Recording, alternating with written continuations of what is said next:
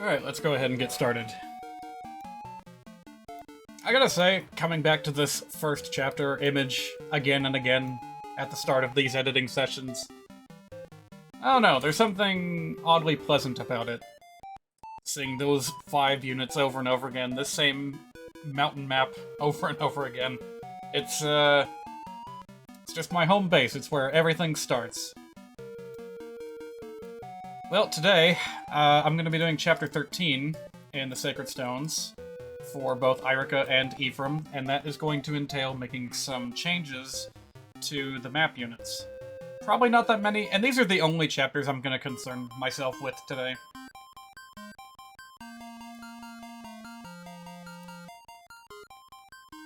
But there is one thing that I need to address. I noticed this while I was playing on my own time. Somehow, I accidentally typed the word minor twice. So we're gonna go ahead and fix that real quick. At some point or another, I'm gonna get around to changing one of these swords. I'm gonna change this into a wing clipper type sword. I just need to figure out what kind of icon I want to use for it, and I need to figure out when in the game I want the player to get it. I think on both campaigns I've ended up giving the player 2 wind swords, so I think I'm going to replace one of them with a wing clipper in the future. I'm not sure if that's what I'm going to call it, but like that's the only flying effective weapon that I've ever seen in Fire Emblem history, short of the obvious bow and arrow and wind magic and what have you. So, Hamill Canyon has got quite a few units that come in. Oh yeah, I can get rid of this text now. There we go. Let's see, Cormag, you're probably fine. Let's go from top down. A lot of these are... Huh. Well, that's interesting. Oh, right. A different scene plays, depending on whether or not you defeat the boss. That's gonna be interesting. Okay, Pablo, I'm probably gonna leave as is. He's still gonna be a pain in the ass no matter what I do. Ooh. That's an extra source for a Sword Slayer, but I think I'm gonna go ahead and change that to a Sword Reaver. Just because we already got a Sword Slayer, it's really not necessary for this guy to have it. Also, I didn't plan these out in advance. There's only a few changes that I really want to make. For example, one of these bandits I would like to tweak a little bit. Like, the way this map is set up, it's almost impossible to get this guy's body ring. So, a couple of ways I could address this. I could move this bandit into a more convenient location, to where you can, if you know it's coming, you can anticipate it and steal from the guy, as soon as he shows up. So... I'm honestly thinking of moving all these guys forward by, like, 1 space. Not all of them. Yeah, let's see here.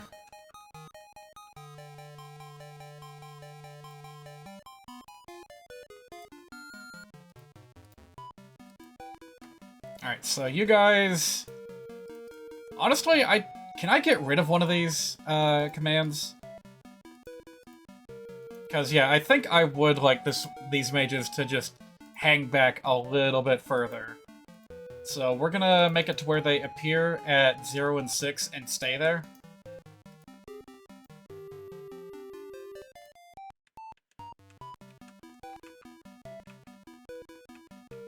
I'm probably gonna have to make the bandits appear at a different location so that they don't overlap with the mages. Because it does look like they come in... Oh wait, if they come in first, then I don't need to worry about it, so never mind. Pablo and the mercenaries will be where they are. But I think I will mix them up as I have been doing. Well, actually, let's do it the other way around. Just to make it look a little bit more organized.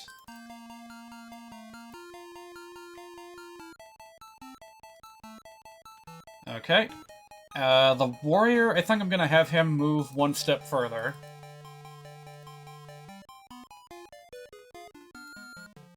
And then the bandits are all going to move a step further, I think. Maybe. That guy's gonna move there. Yeah, how about I get you guys into more of a, like, crosshatch pattern? So, we'll move you to 2 and 8.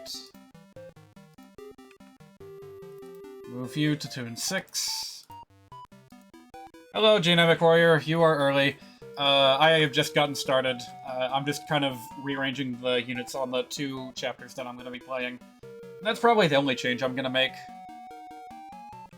Because, like, I haven't really had the time to plan and make any more substantial changes, so... yeah, I'm just gonna get this done as soon as I can. Alright, you guys will move a little bit further out. And what about this guy? Do I want him to just go ahead and do that too? I almost feel like I want him to go further out. So, like, you know what, let's keep it simple for now. We'll just move him ahead by 1. And hopefully that will provide us a better opportunity to steal this body ring. It's still really difficult to do, and I can't guarantee that I'll actually be able to pull it off, but that's just a optional little challenge that one can embark on if one so chose. Okay, these guys are gonna have to move, because they spawn in at the same location as where the mages are going to sit. So... I think I will move them around near the forests. So this one, we'll make him spawn in at 0 and 4. This one can spawn in at 0 and 10. And it'll look nice.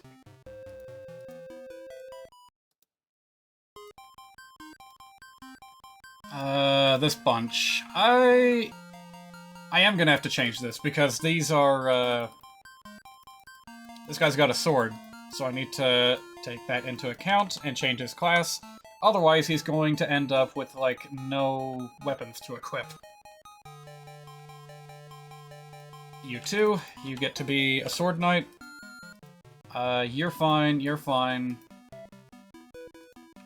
I think I'll go ahead and change you to make you a little more obvious that that unit drops a weapon. Down here... I'll give you guys heavier swords. And then Cormag and his bunch, they're pretty much the same. Oh, and then there's all these guys. What was the issue with the original formation of enemies on this map? They were really difficult to deal with. They have a number of items that you can get from them, these reinforcements here. They don't show up until Chapter 9, and by then you're, like, all the way across the map. So, trying to get the loot from this warrior and this bandit is extremely difficult with how they were all clustered up at the beginning. Especially with Pablo here, like, raining death on you from afar. So, hopefully with a slight bit of rearranging, it'll be a little easier to get them, but it's still gonna be pretty hard. I don't think I have all that many issues with the units that start out on the east side of the map. I will be checking their weapons, and I kind of wanted to make one of these into a Valkyrie, but, you know what, where does the boss start? The boss starts right there. The boss is going to need a new set of weapons. Because with how I have changed the Great Knight class, they can't use swords anymore. So we're going to give him a short axe. And I think I'm going to give him an axe raver to complement the sword slayer. Where is it? There it is. So, short axe, axe raver, and sword slayer. So that gives him complete coverage over the weapon triangle. Which is kind of what he was supposed to do to begin with. He's a very difficult boss to take down, and I don't want that to change. Hopefully this will be a good set of weapons for him to use. One of these I was considering turning into a Valkyrie. I think I'm gonna make it this guy right here. We're gonna move him east a little bit. Change the class, and change the weapons around. So what'll that be? What kind of bow should I give them? Could give them a silver bow, but that might be a little bit too much, so we'll just stick with the steel bow, I guess. And they will want some kind of staff.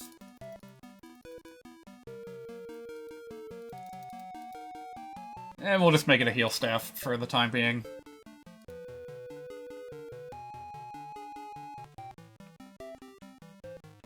Yeah, most of the rest of these are probably fine as they are. Kind of annoying that this guy doesn't drop his gem by default, but that's just another incentive for you to bring a thief onto this map, I guess.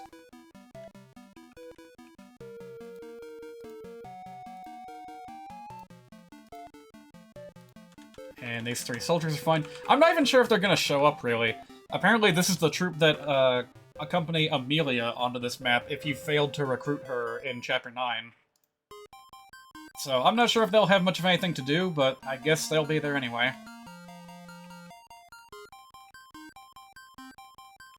Yeah, I think this group of enemies is fine too. That's probably all the changes I need to make. Let me make sure I'm not forgetting anything.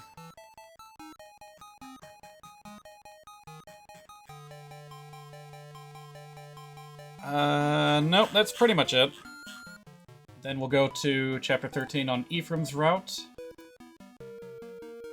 where there is a weapon that I wanted to change. Let's see here. Somewhere there is an enemy that carries a gem weapon. I wanted to swap that with the guard lance. I think it's you? Yeah, it's you. So you're going to get that swapped with the guard lance. That will be a nice item to pick up after it is dropped. Golly, look at all these cavalry units! I forgot how dense this map was. Ephraim is going to have, like, a holiday here. Just carving his way through horseman after horseman. Alright, pirates. I'm probably not gonna mess with the pirates too much. Pegasus Knights. I could give the gem weapon to the Pegasus Knight. It would make him a little bit more... like, I'll be able to take him a little bit more seriously. Because a Pegasus Knight with a steel lance is like a complete joke. They can't move at all. They're slowed down so much. It's not even funny. So we'll give them gem weapons. Gamer. Hello, welcome, Speak the Narrator. How did your randomizer go yesterday?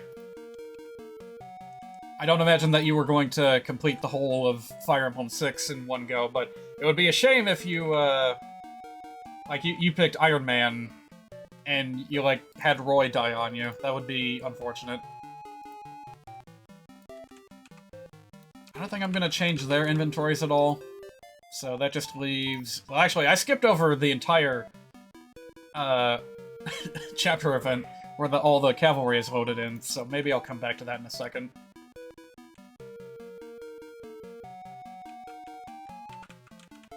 Every single one of these shamans has Luna. Let's change that.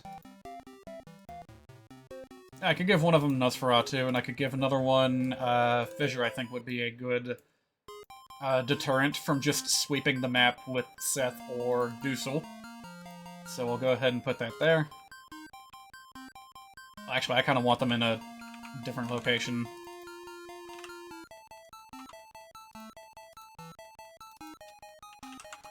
There we go. I'll go ahead and swap music real quick.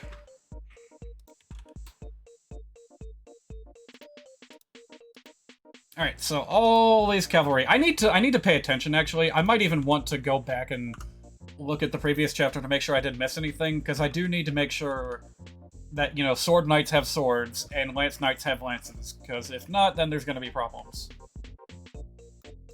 So, bear with me here.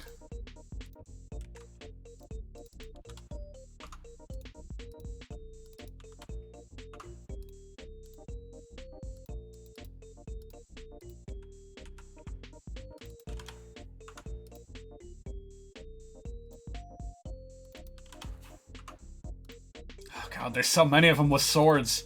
Yeah, Ephraim is going to eat every single one of these guys for breakfast.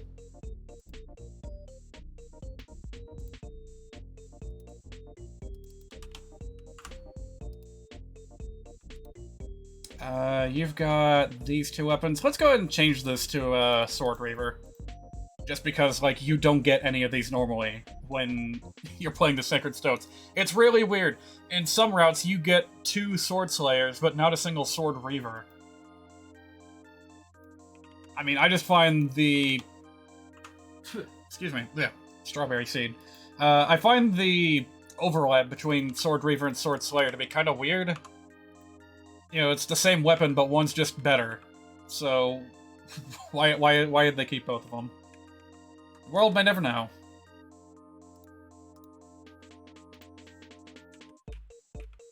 Let's see, you're probably fine as is. I'll leave you alone. More converts to the way of the Sword Knight. There's a great knight in this chapter, who's got a red gem. I'll try to remember that.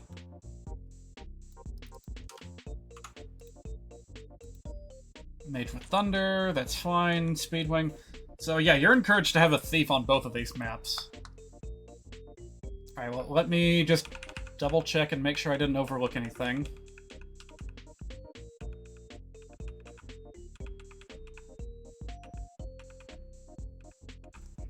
Alright, that looks fine. And I'm gonna go back over the previous chapter 13, make sure I didn't mess up with any of these guys. Those are lances, that's a sword. Lance, sword, lance.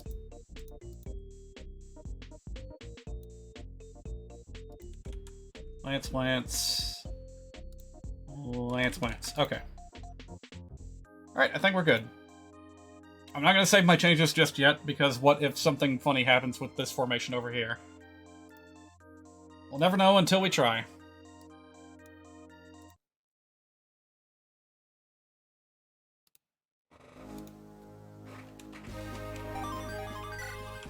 Alright, so I'm gonna go back to the pattern that I was doing before. Irica, then Ephraim, and back again. And I think I'm pretty much ready to go with the items that I have on everyone. So, when I played Irica's chapter last time, I did have Franz die, and Sela did not load in properly with the weapons he was supposed to get. So I just went ahead and redid those chapters. So I actually managed to get Iwan up to level 10. I'm going to try deploying him on this next map. One way or the other, he gets to promote. Finally, we're getting to Johanna, home of the dancing white sands. This largely barren desert nation is infamous for its mercenary forces. In accordance with her dying husband's dying wish, the beautiful Ismir rules Johanna. The Queen of the White Dunes governs Johanna with grace and honor. When he was young, her son left Johanna. His whereabouts remain unknown. It's an interesting tidbit to include now.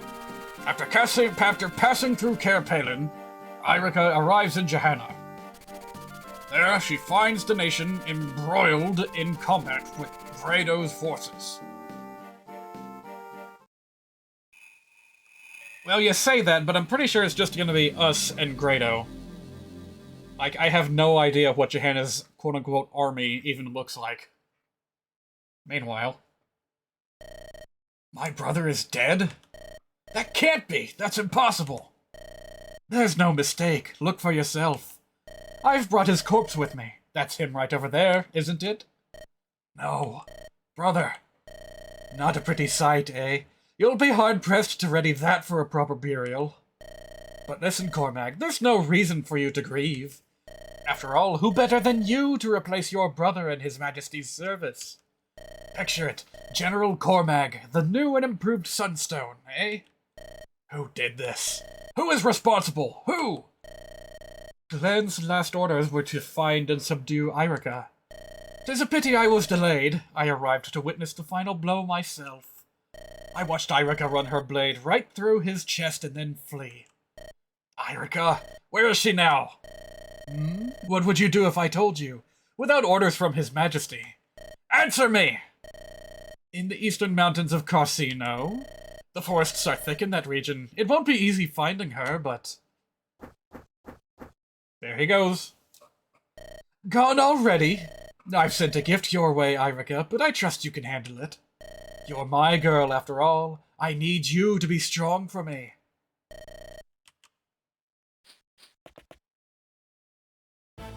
Okay, I was about to ask where the music went. Messenger, I bring word from Freya. Go on, what news do you bring? Prince Innes, you're alive and well. When the reinforcements rode into Carsino, you were nowhere to be seen. We thought that perhaps the enemy forces had reached you, and it's good to see you well, my lord. I'm sorry to have troubled you, but remember, the duty I bear is a harsh master. It will not let me die easily. Of course, Prince Innes. Yes, what word do you bring of Freya? Speak! Yes, your highness. Freya has invaded Carsino and engaged the traitor Pablo's mercenary army. With aid from Elder Klimt, we are crushing the foe where we find them. Pablo's faction is retreating ever southward, toward Johanna. Towards Johanna. They must be planning to join with the Grado forces there. Pardon me, but I must know. Do you have word of my brother? Yes. Prince Ephraim has forced the surrender of Grado's fortress at Rigwald. He is now marching onward towards the Imperial capital. Toward the capital? That fool. Emperor Vigarded himself and his Imperial Guard are in the capital. It's too strong a force, even for Ephraim. No, I believe in my brother. I know he fights still. This bracelet tells me so. How in the world is Cormac going to be swayed onto our side? Thought Ephraim's side did his recruitment rather well. I'm not sure. We're going to find out soon enough. Ah, Irika, is it time to go already? La Rochelle. We're going to break through the Great Alliance and join the army of Johanna. You should keep to the rear where it's safe. No, I will stay with you. Confronting evil boldly is the sworn duty of any ally of justice. And it may be that Grado's goal is the Stone of Johanna. I cannot stand by and let it be destroyed. La Rochelle, where did you come by such information? Huh? Well, the wind whispered it to me in the night. The wind whispered to you? Yes, that's right. And according to that gentle breeze, there are knights riding this way from Ralston, even as we speak. If we can but hold out until they arrive, the battle will surely be ours. Come, Irika, let's be on our way. Wait a moment, La Rochelle, who are you? So that's a detail that I skipped over. Like, it flew over my head. La Rochelle never revealed her real identity to Irika. She told Ephraim, like, right away, but as far as Irika's concerned, she's just a weird traveler. Yeah, I just answered your question there in the chat. They should be arriving any time now. Are you ready, Aias? Everything's in place. This Princess Irika supposedly defeated General Glenn. I wonder. If it's true, then she's a foe to be reckoned with, no doubt. Still, there's no reason to worry. I can best her. I know it. You'll take her, I've no fear. We fought as mercenaries together, and I know what you're capable of. I could search the continent over and not find a man to match your skills. I'm honored to hear you say that, but I've no interest in the titles and trappings of Grado's Imperial Army. Don't say that. You're glad you came with me, right? You know we were both sick to death of living like desert rats. I'm going to be king one day. This war is just the beginning. It starts again. Word has it the Knights of Ralston are riding in from the north. They're mine. I can trust this mess to your capable hands, can't I, Aias? You remember what they called me when we were mercenaries, don't you? I was never once wounded on the field of battle. Not once. My skill is not garish and loud like yours, but I've never known defeat. Yes, that is true. I'm depending on you, Aias. All units prepare for battle. There's the other baddie that took part of the group with Volter and the old guy. Yeah. They're like... I almost want to call them the Dark Trio, but I don't know, they don't really have a name. They're just the remainder of the 6 generals that we haven't really engaged with yet. Which, we'll get to Selena.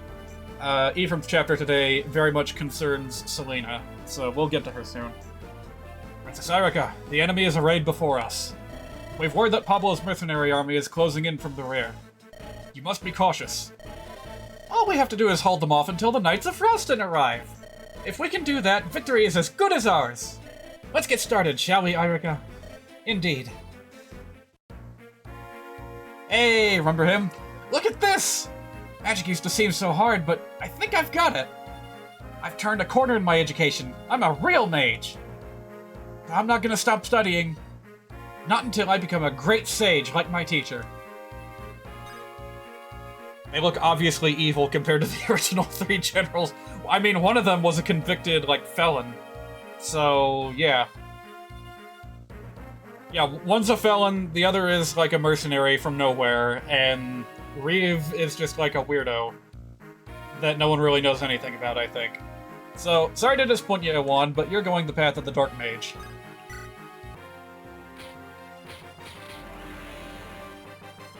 Aside from the choice of turning Iwan into a Dark Mage, there's only one other in the game, normally.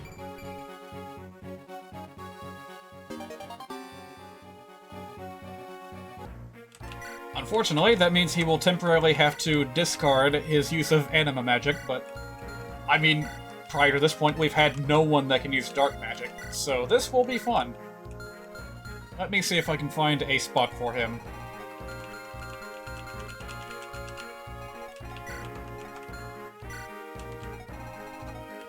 Yeah, who else do we have that can use magic on this team? He's going to be competing with Arthur for the title. Right now, Arthur is, way better, but I think Iwan's going to catch up in speed really, really quickly.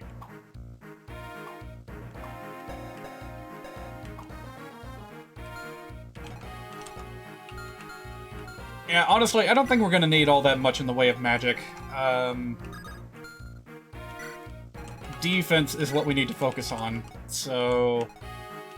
Honestly, I'm thinking of bringing Seth along for this one. Ross too. Vanessa will be helpful. We're not using La Rochelle on this route. Not yet. She's going to have to wait a little bit. Probably Tethys is going to be important for certain strategies to work. Franz, maybe? Yeah, sure, why not? I got 2 slots left. Alright, so I've got 2 healers on the team, 1 mage. The other... You know what? Let's bring Arthur with us. And then that leaves 1 more for 1 swordsman. I could bring 1 of Garrick, Marissa, or Joshua. It's been a while since I used Joshua. I'm considering bringing him along this time.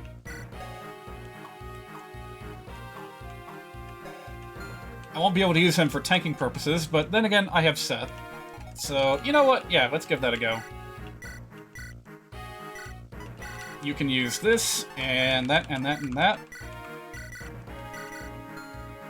Actually, you know what? I may as well give Joshua the heaviest sword around. He's fast enough to where he can probably handle it.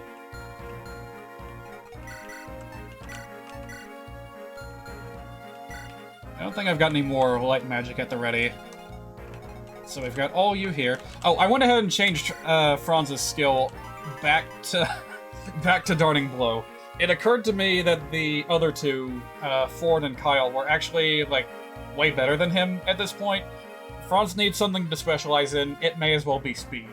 So, I've done a complete 180 with the skill that I've assigned him. This might not even be the last time that I change it. Who knows? Inez, you're probably fine, but I think you should hold a healing item. Seth really needs a good weapon here. Sure, I'll give him the Cursed Lance. If he really needs to kill something, that will probably get the job done.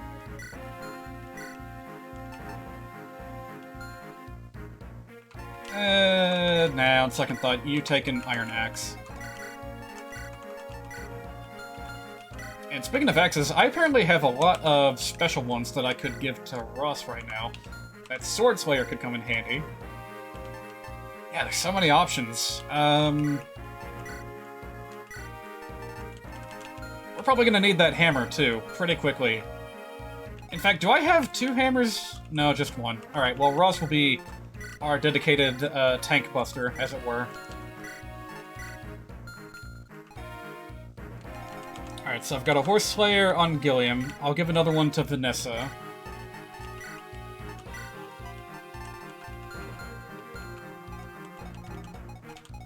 And that aside, I think we're pretty much good to go. So this map, it may be a little difficult to see because of where the archers are situated, but 3 of them are sitting on siege weapons, and we don't want that. I may or may not be able to take out one of them with Vanessa, like, immediately. And if not, I'll have Tethys around to make sure that that happens. It must happen, otherwise my strategy kind of falls apart. And then Seth and Crones can take care of these guys up here.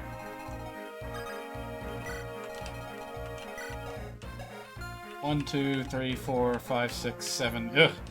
Ugh. You know, on second thought, maybe I should have Seth take care of that instead. So, like, I'll send Ross up that far, I'll send Seth up, and then I'll have Tethys do the refresh.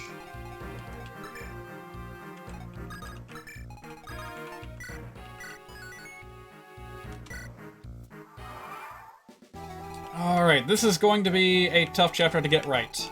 Also, I chose not to bring Calm along this route, so all the stealable items, the red gem, the body ring, and all that, we're just gonna have to leave those behind. I'm gonna have enough on my plate as is, just trying to take care of all these, I meant to push you back. Oh well, it's fine.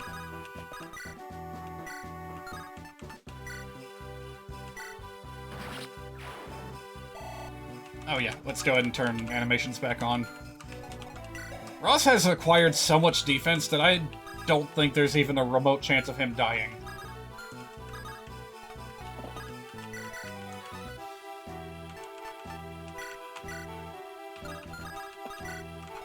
Alright, that way we can get Tethys onto the forest. She'll be damn near impossible to hit.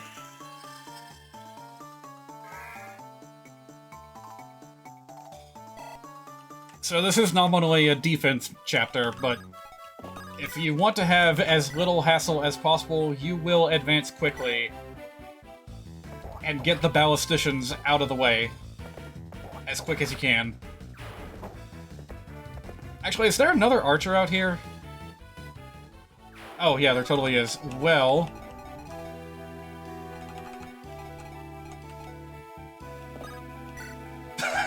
I don't know if this is a good idea or not, but maybe Seth will be able to hold his own right there on the front lines, as long as he's got that fort bonus. Alright, as for the rest of you... There you go. Someone is probably about to take that ballista right there. I didn't account for this. But if that happens, then so be it. I'll take him out on the next turn. Yeah, nothing I can do about that.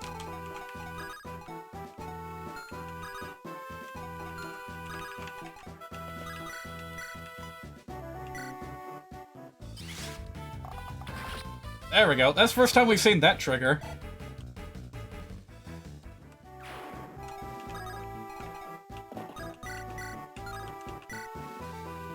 Yes, perfect.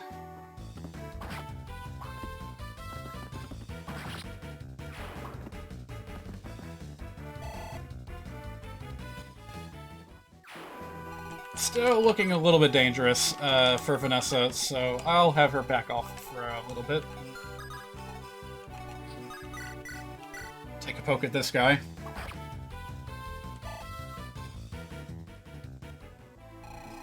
And what to do with the rest of you?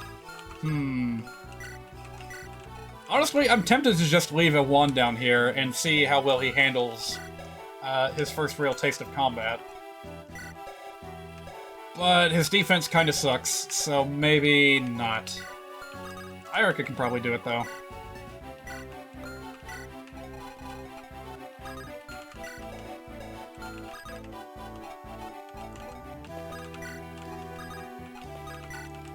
Alright, rest of you just hide in the woods.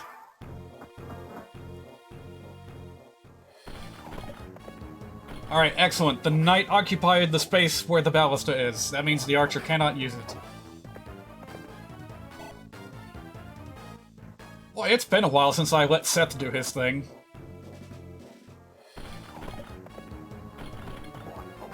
Looks like I don't need to worry about him at all.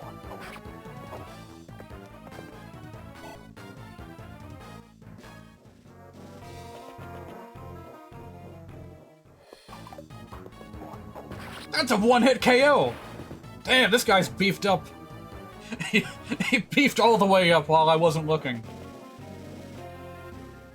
Yeah, come to think of it, I think his strength actually is capped right now.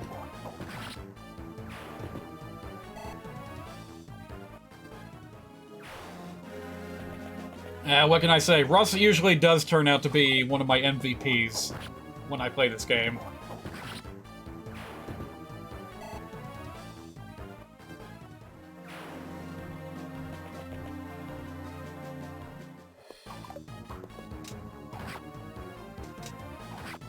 No crits. This is okay.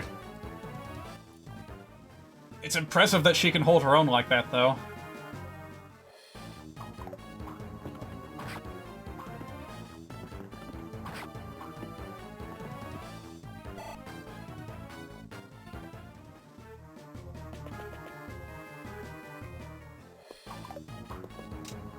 Come on, it's 11%. Ah, no crits.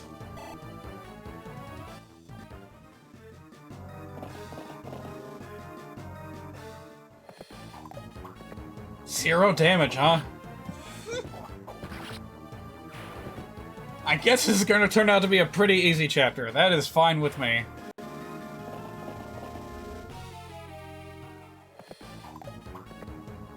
Truth be told, I actually do have an appointment for tomorrow.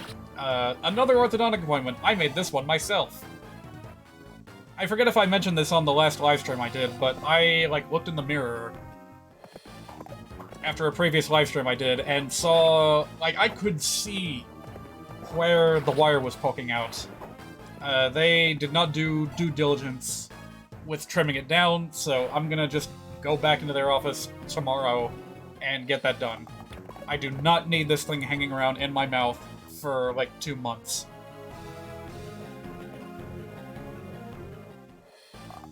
Excellent. The ballista are completely unmanned, and I'm free to take them for myself.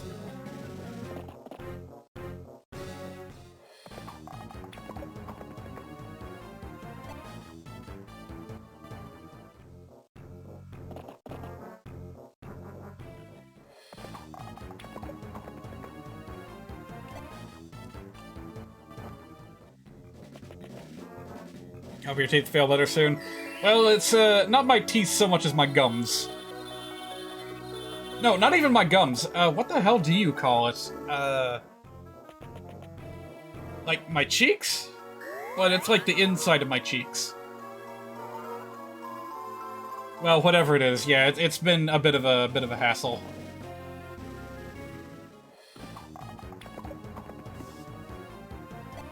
Well, needless to say, I do not yet have the sprites done for the new Valkyrie class. That's just gonna have to be how it is for the time being.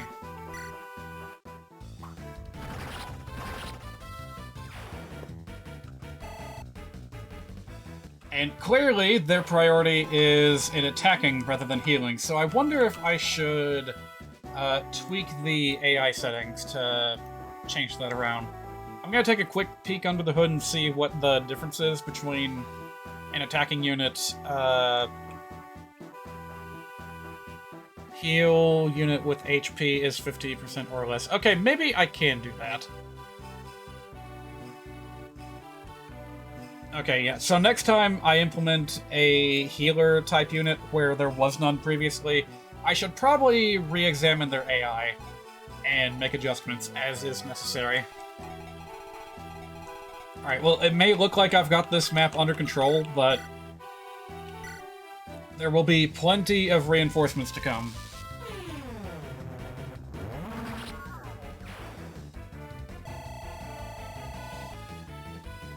Wow, even after promoting, he's getting full level ups after a KO. Nice. And would you stop getting strength? Hold on a minute, let me check something real quick.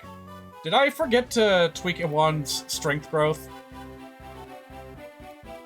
So, when strength and magic got split with the skill systems patch, magic-based units basically had their strength, their strength/magic growth copied over to their magic growth, so their strength and magic grow at equal rates. And with Iwan, as you can see, it kind of got out of hand, and now he's, like, stronger than some of my physical units, and that's not supposed to be how it is. There is no class that he can promote to that is capable of using that stat, so... I hope that he course corrects and actually gets some magic soon. You know, come to think of it, I wonder if there's a patch out there that lets you treat, like, throw out Constitution and do, like, Path of Radiance, where your Strength stat is your Constitution stat. So, as you get stronger, you can wield heavier weapons. Let me see here. At a glance, I don't see anything, but I don't know exactly what to search for, so I'll look into that later in more detail. Alright, where was I? I can start by getting rid of you.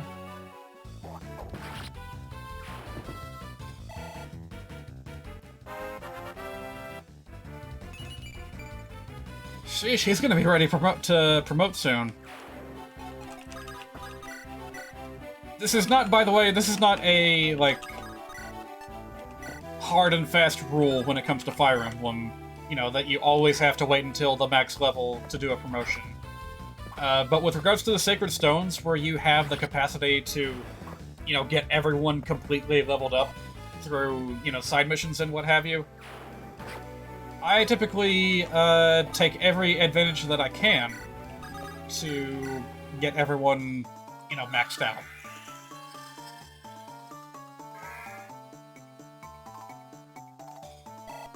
But if you were attempting some kind of challenge run, like, you know, no tower, no optional battles, nothing but, Oh, Seth is actually not fast enough to do this. To where you're just blitzing through the game without stopping, then yeah, you might want to do some early promotions. That would probably be a good idea. I guess that's the best option I have right now. Don't want to put on the Cursed Lance, because, like, every time Seth gets poked with an arrow from a distance, that's gonna cause problems. Let's go ahead and heal him before he gets back out there. Even better, I will demonstrate the Training Rod and how it is not quite working like I want it to. It does the animation, but it does not show Seth being healed. But hey, lots of EXP. That's what we want it for.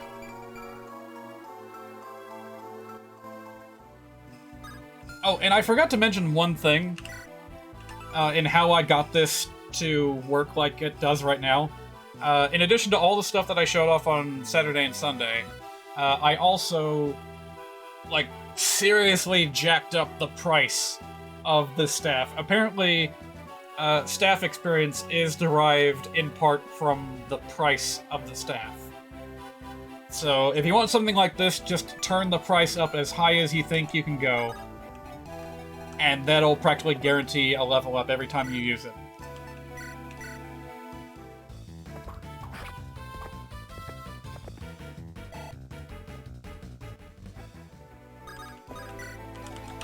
This is going to be a tough defensive point to break through. Because there's 1, 2, 3 healers, technically speaking. Although the third one probably doesn't know how to do anything. Alright, who am I going to rain death upon? How about you? What? No kidding! You guys might not have noticed that, but Sure Shot actually triggered just now with the Ballista. I kinda dig it.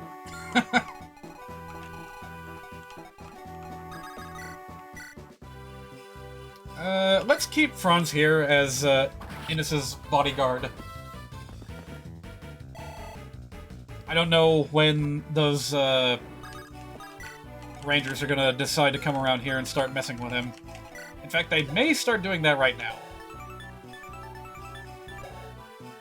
Should I be concerned?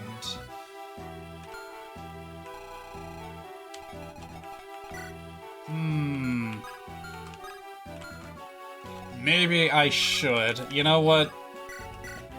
Yeah, I'm suddenly very afraid for his life, so we're gonna have him back off.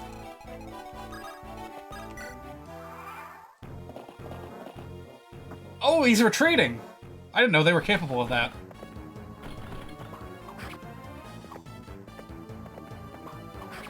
Well, if he goes back to one of the forts on the east, that's actually a good thing.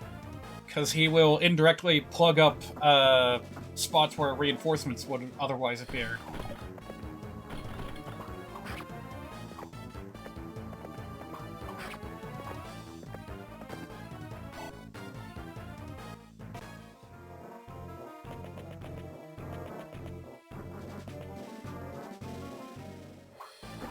Oh, wrong move.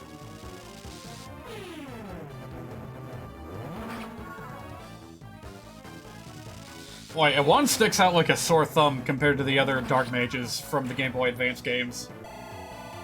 They're all dressed in purples and blacks, and then Ewan strolls up in his bright blue and red. Are you kidding me? Stop with the strength growth, kid! It's like he wants to take Ross's place.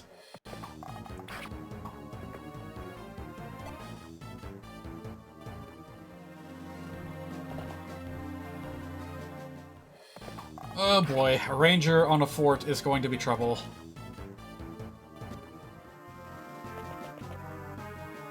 Oi, oi, oi, oi, knock that off right now.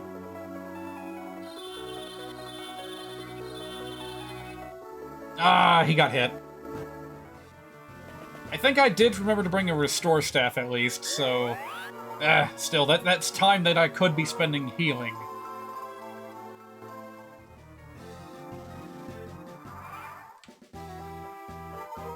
Alright, let me see if I can figure this out. First off, these knights need to go.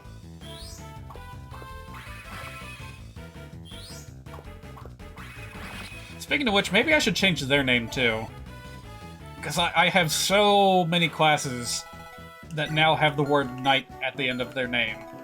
So these guys, maybe I should rename to, like, Armor Knight or Heavy Knight or something.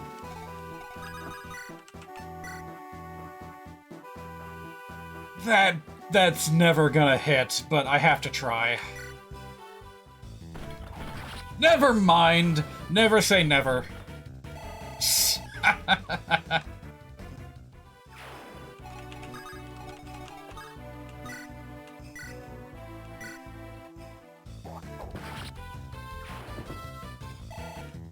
Oh gosh, in that case, I've got nothing to fear. Seth can just march down here and knock this guy out right now. Or not. Dang it, Seth, you're too slow. Alright, fine. You can dispatch the priest then.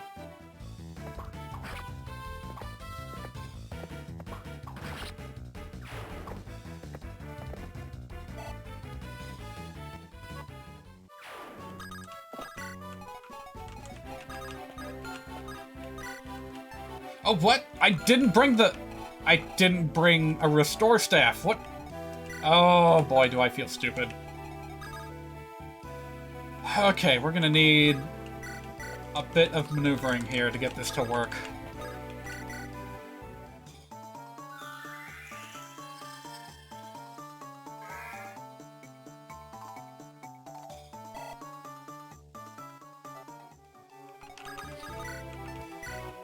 Sheesh. I got the horse slayer and everything, but it's not enough. Well, at least I can do is try to get a dent into this thing.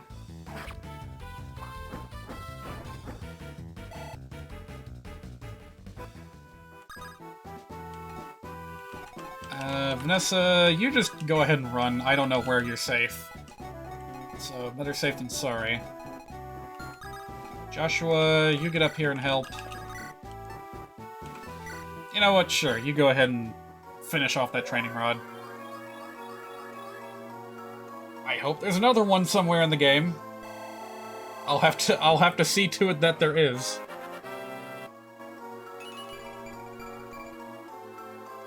This is my solution to the low rate of EXP that staffs give you in this game.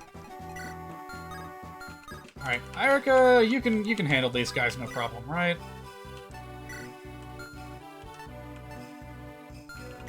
Yeah, you'll be fine, and if one can be your backup. Assuming that he lives, which I think he will.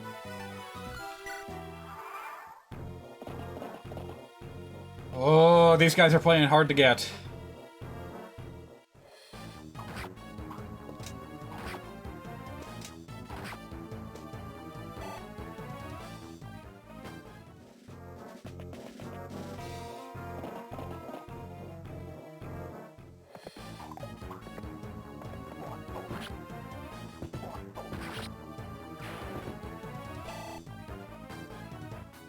What else is going on this week?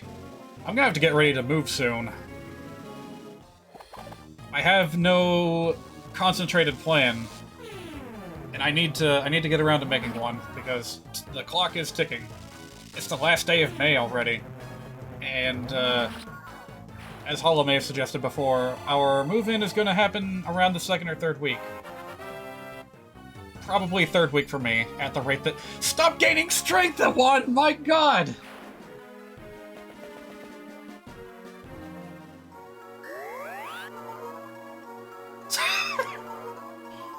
Train of thought lost.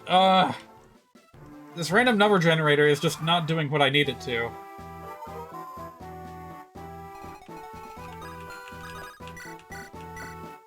Alright, let's hope this works.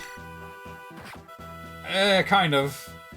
I need you to go a little bit further, though. Maybe I can get Vanessa to go the full mile. She'd better, or else she's dead meat.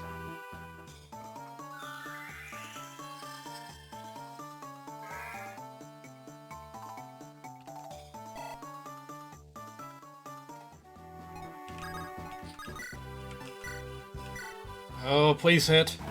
Oi, thank you.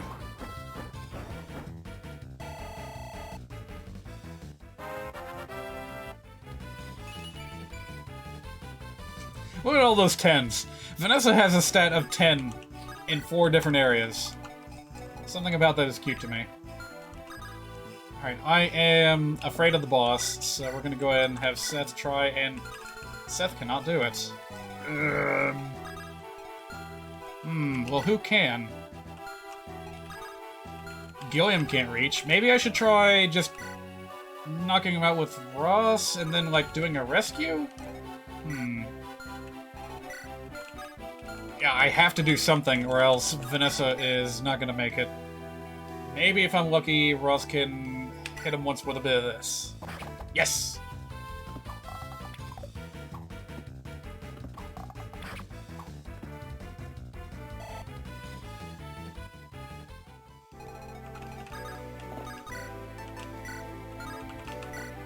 Go with as high a hit rate as I can muster. Alright, Seth, it is now your job to patrol these forts and make sure that the reinforcements don't bother me too much. Because there's gonna be plenty of them.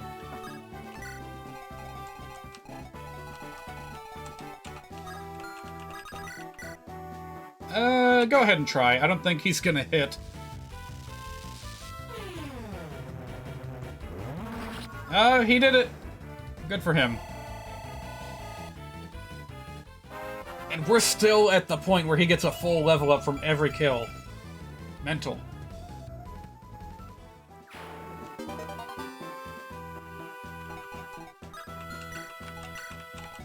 Well, with this, I can pass this on to Irika and make her virtually unhittable. Should be fun.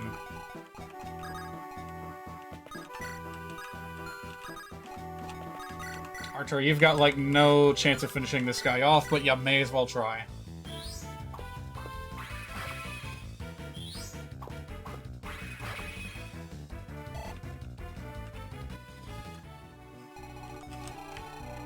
Alright, well, I have demonstrated in the past that I am extremely enthusiastic, perhaps too much so, when it comes to the making of spreadsheets and what have you. So I think I'm going to try to use that to my advantage when it comes time to move out and just be really, really meticulous about everything. Look at that, that's a 0% hit rate. That is beautiful to see.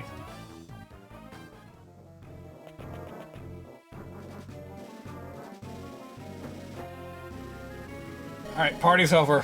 Where is she? Where is she? I will avenge my brother. Things are about to get a little crowded over here. I need Irika, Tethys, heck with it, Franz, anyone that can make it over here. Get over here now.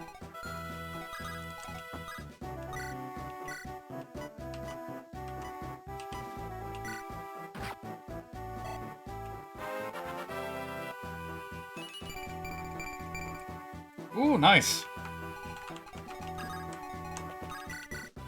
And we can go ahead and do a bit of this. Honestly, if I'm lucky, I might be able to get Innes to finish off that same mercenary. Yes! And I got one bolt left over for the Wyvern Knights when they come raining down.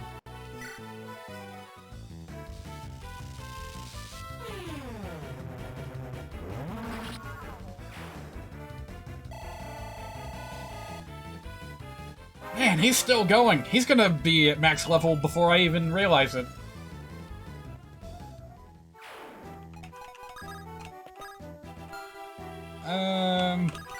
Here's what I'm gonna do. Joshua, you finish off this guy.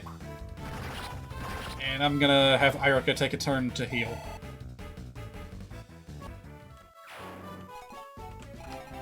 Because, yeah, if I walk up and just hit that guy in the face, she's gonna be left vulnerable. And we don't want that.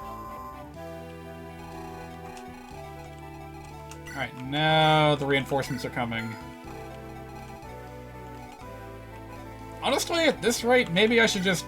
I don't know.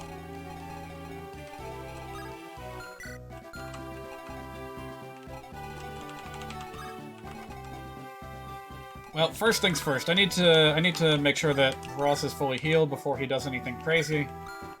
So I'm gonna set him here.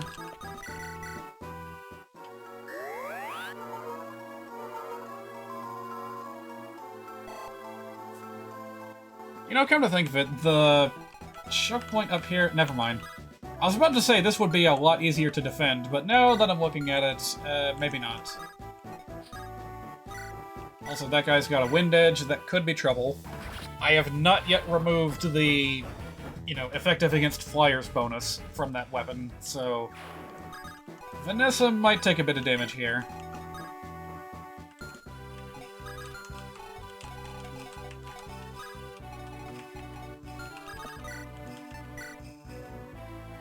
You know what? It's worth it. Let's go for it. Oh, you... So I missed!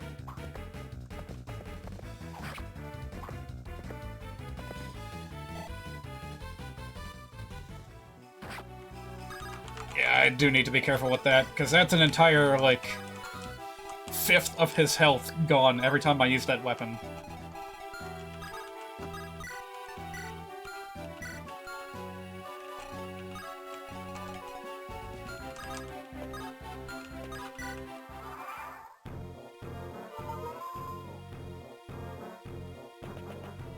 Oh! I left him wide open. I'm a dumbass. Alright, that'll be the one and only time they lay a hit on him.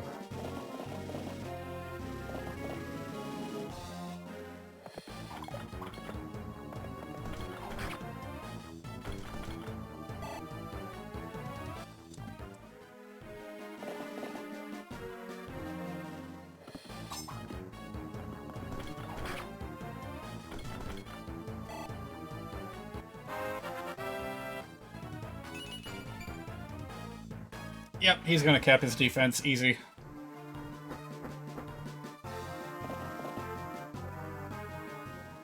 Oy.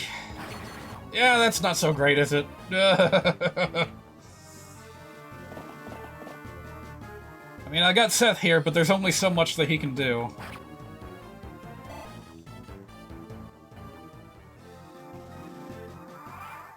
Okay, whew. Thankfully the reinforcements do not come literally one after the other. So I've got a bit of an opportunity here. Let me see. I suppose... Oh, Archer, you can't make it down there.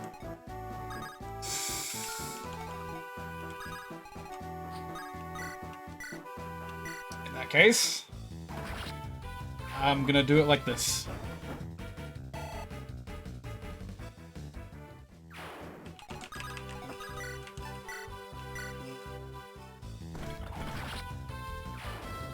Take care of the 3 before you take care of the 2.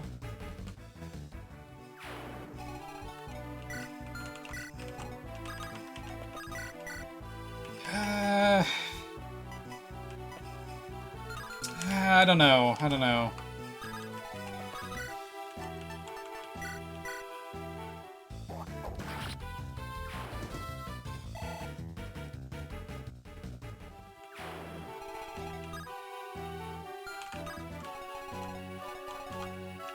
Well, as long as Vanessa's safe, I guess my job is done.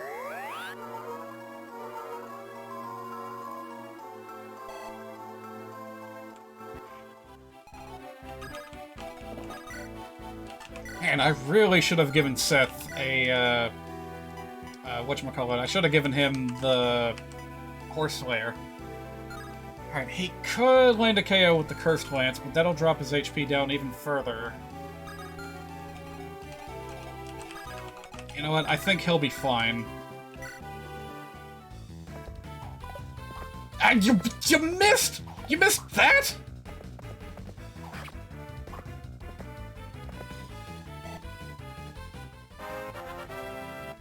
I'm not sure if I've ever missed a 91% chance to hit in this game in my life. Oh dear. I guess I'm gonna have to stick up with Arthur after all.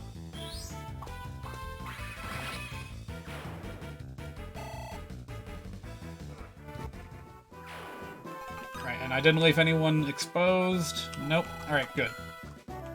Now for this mess over here in the west. Let's see what Irika has to say. You're Irika, aren't you? And you're... You don't know me, but you know my brother well enough. I'm Cormac. I'm the brother of Glenn, general of the Grado army, whom you killed. What? This is no longer war, and this is not a battlefield. This is a duel, and I fight to avenge my brother. He died in combat, and I will not foul his name by murdering you unarmed. But I will have vengeance. Hold, what is the meaning of this?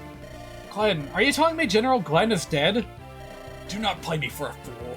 You will not... Your lies do nothing but stain your honor. Nothing more. Now I suddenly want to voice Cormac like Dante Bosco. give him the Prince Zuko treatment, but I can't do a Dante Bosco voice. You've got it wrong. You're making a mistake. Your brother and I never fought. He lowered his lance and left the battlefield to confront your emperor. My brother? You lie. Where is your proof? I've no proof, but here are the words he spoke to me. He told me he believed I possessed a gentle heart when we met before. He said that I had not lost that quality. I see. Those are indeed my brother's words. But then who? Who benefits from... Ah, Walter! Oh, shoot. I skipped the rest of the thing by accident. I have the A and B keys right next to each other, so I knew this was going to happen eventually.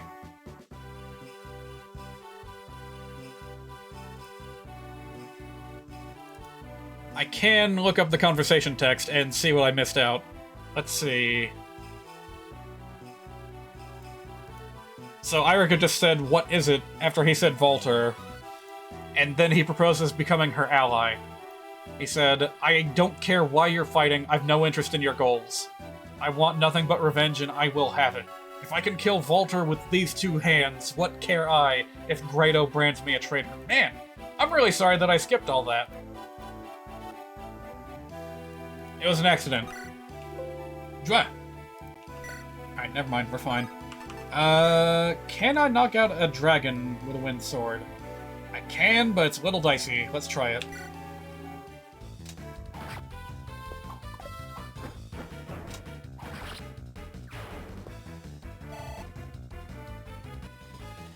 Nonetheless, that was a convincing turnaround. Well, I'm glad you think so. I'm glad that this game's writing has held up over the years.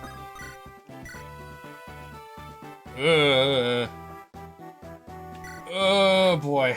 This is going to be tricky. In fact, you know what? I shouldn't have even left him here. I should move him around. Let's see. Can one double attack any of these guys? Nope.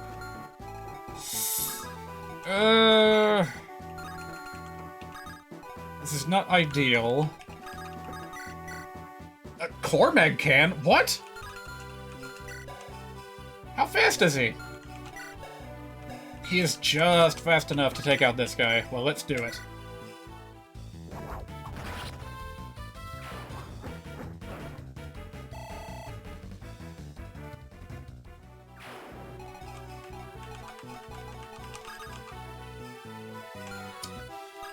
Okay, let me figure this out. And one, I don't think is going to be able to help at all. So we'll just have him do a bit of chip damage. And then move on. I think maybe I can still pull this off. I went ahead and refreshed, Innes, so... if I can get this guy out of the way... and I can have him scoot over there, hop out of the ballista, and shoot the other axe fighter. And then hopefully Joshua can take care of the last one.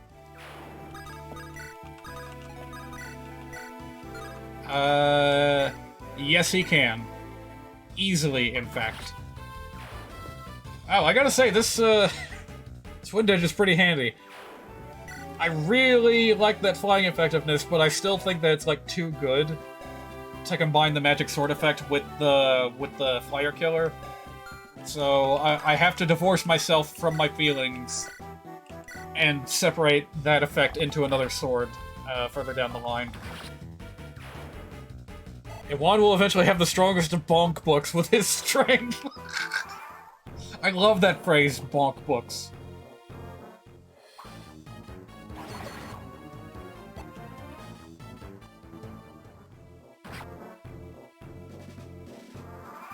Oh boy, more reinforcements. Seth, are you able to knock this guy out and take his place? I think so. I really need you to hit this one, Seth. Ugh, thank you. It just doesn't feel right giving him this weapon. I need to get a silver weapon for him soon. Actually, I guess I could have given him a silver sword, but, well. That's hindsight for you. And I think Irika uses it a lot better anyway. We'll just have to stick a pin in that and come back to it later. At the earliest opportunity, Seth gets a silver lance. Alright, now what am I gonna do about you guys? If I'm lucky, I may be able to take one of these guys out, like, immediately. Yes! He's probably hesitant on using a risky weapon. He's already risked his life so many times, and I just keep pushing him to go further and further.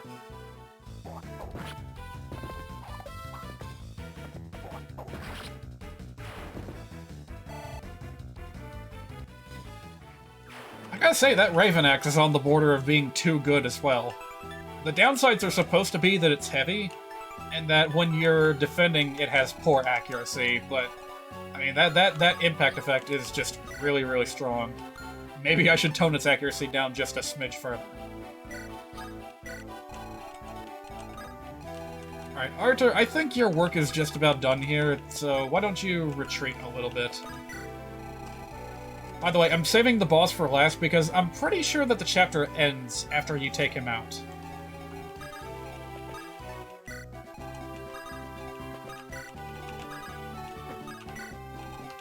Alright, now we begin this process of trying to get everyone back to the front lines. In particular, I want Irika to be present to take down the boss, because I think she's really good at it. If I can just get her there.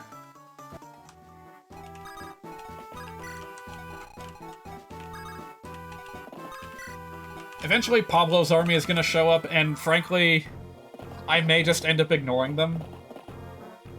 Like, I could get a nice weapon out of it, but I would personally rather not risk, like, losing this chapter, because it's gone on for quite a while. Alright, they're going to show up next turn.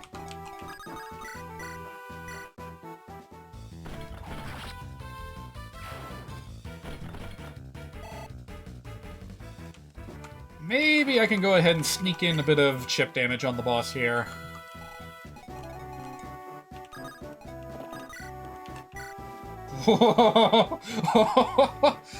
Wow!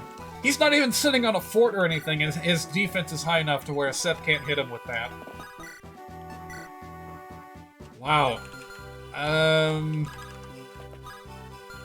Yeah, okay, maybe I should wait a little bit further before I start attacking him. Let me see. Yeah, I'll just go ahead and get rid of these guys as best I can.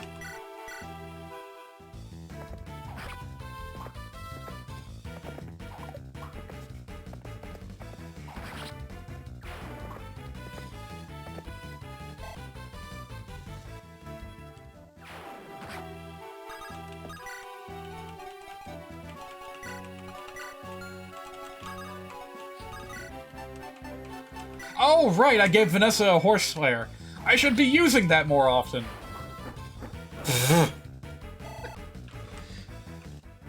I think I genuinely forgot I had that. Oh wow, we're already this close to victory. Nice.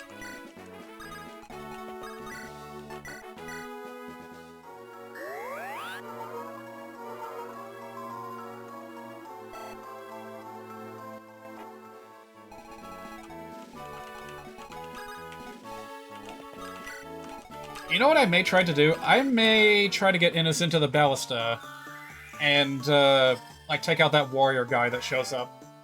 See if I can get him and Teddy's to double team and take him out. How's the project going? Well, to be frank, I haven't made that many changes since the last time you were here. This week has been very slow for adding new things, but that's okay. I'm making a lot of headway into the game's story. That was the other point of embarking on this project, was simply because I wanted to live stream Fire Emblem: The Sacred Stones. And this was a really fun way to do it. Elder Pablo, there's fighting ahead. I've misread the situation. I can't believe I've been forced out of Carcino. It's those accursed Freilian knights riding down on us from the north. If things don't change quickly, I'll be forced to appeal to Grado for aid. We must prove ourselves worthy allies of Grado. We must have them in our debt. First, I'll use my magic to bury those enemies in the distance.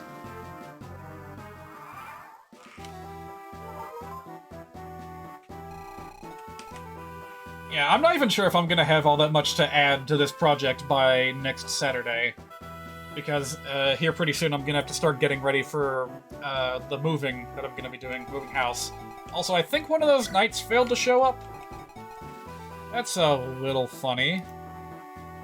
Did I think I put them in the wrong spot. Yep, I made a mistake. And because of that mistake, one of the Lance Knights failed to spawn, so I'm gonna have to remember to change that before I'm done. There was supposed to be another one right here. Didn't expect to see Pablo again. I think this is gonna be the last time that we see him. And he has some nasty siege magic at his disposal that I would... Not only does he have that, he has Darting Blow. So, if he initiates on someone that has 0 speed, he will actually be able to double attack them with long-range magic, and that's not so good.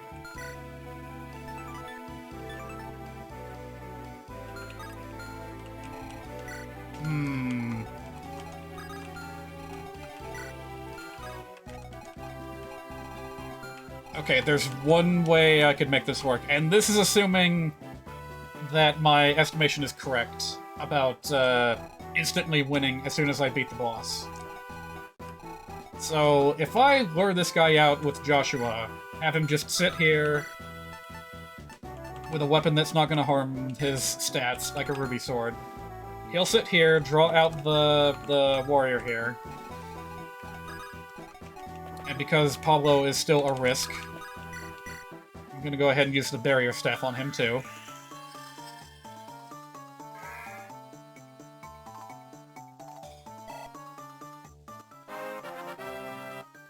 I think I'm going to send Vanessa down there too. That way, in case this all goes horribly wrong, she can rescue Joshua and be back in time for dinner.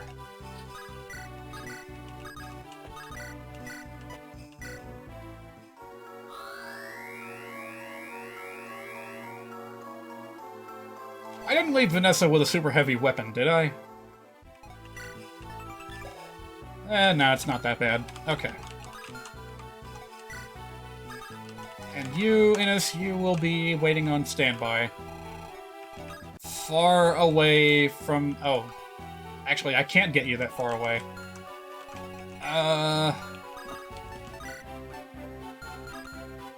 He'll be fine if I give him a vulnerary, right? Oh, but then again, he's got the ballista weighing him down.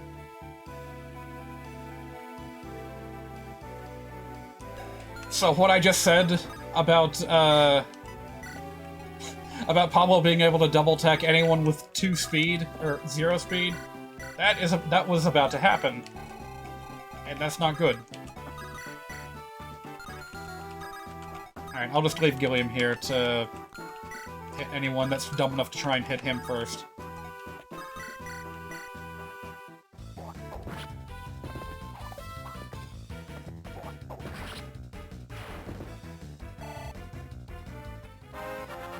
What is that, like level 18? 17. He's getting there. And he's got about as much defense as Gilliam at this point. It's crazy.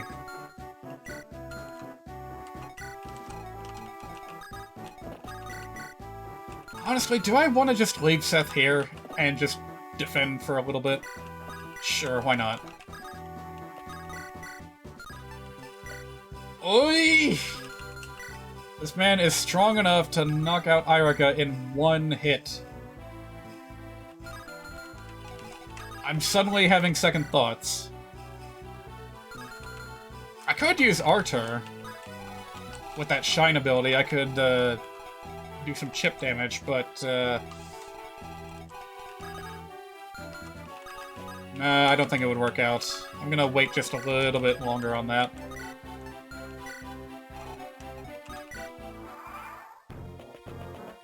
Alright, here they come.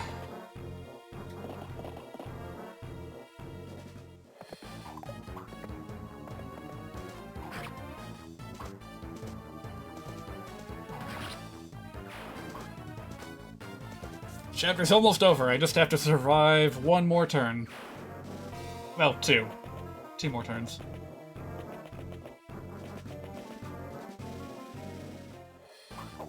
I just now realized that I left the warrior on a forest tile. That's gonna make things difficult.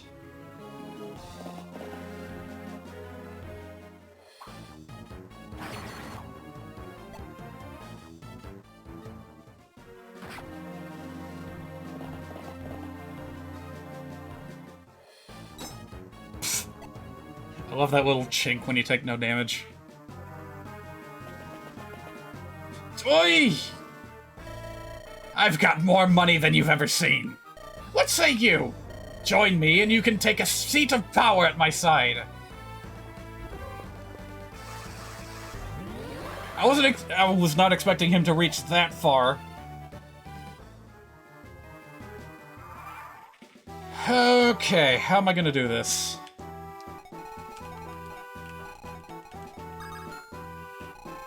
I'm honestly not even sure if I can take out the boss in 1 turn. I mean, I got Russ, he's got a hammer. And that might be all I need. Let's see how he does. It's not over yet.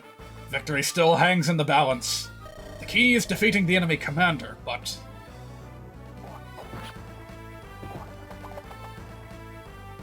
Why not apply the Danger Zone patch? Well, as I found out, the Danger Zone is like... You know, that's the range of every enemy's attack range. At least it was last I heard. And that's a little too much information. Like, you know, all the info kind of blurs together.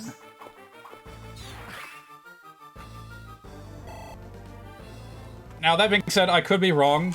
If there is, like, an alternate patch that allows you to, Ooh! Ooh! I can kill him! Why don't we go ahead and do that? It's not gonna help me with this warrior situation, but honestly, I think that that's the best idea I've had all day.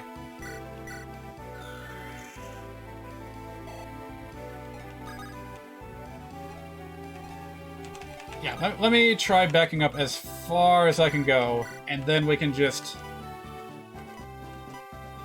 poke him once, the end. It can't be! You can't have my gold! It's all mine! You're just lazy, but yes, it is in all enemies range. Okay.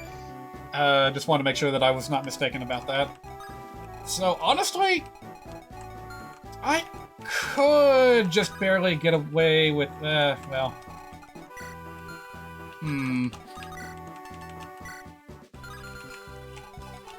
Yeah, I don't know. The more I think about it, the more it looks like I'm not going to be able to take out this warrior here. He's just too damn bulky.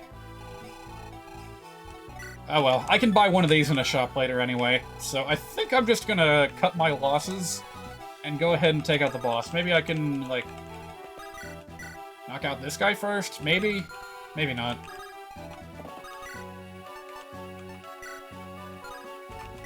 Well, I can certainly try.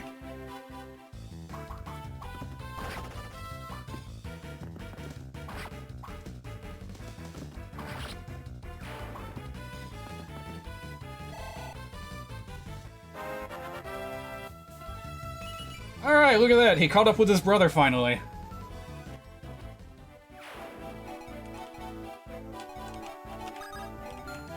Alright, I am ever so slightly nervous about this final engagement, but I think we can pull it off.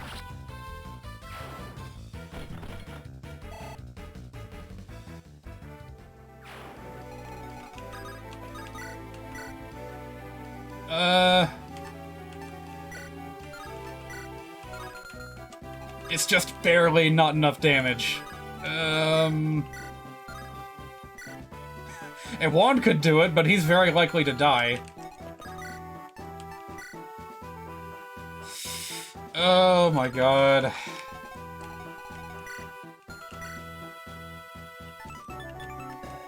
Maybe I can just leave him there. He's not fast enough to double attack anyone, so I could just let him go after Ross a second turn.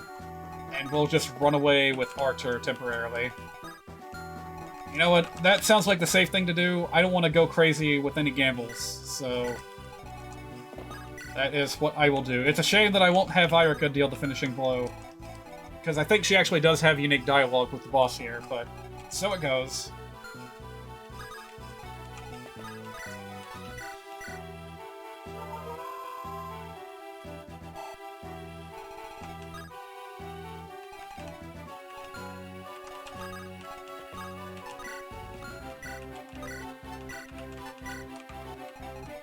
I think we'll be fine if I can get Teddy's out of here. Yes, okay, perfect.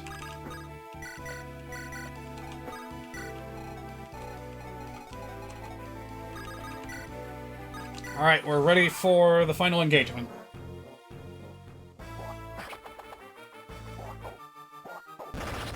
He used the short axe?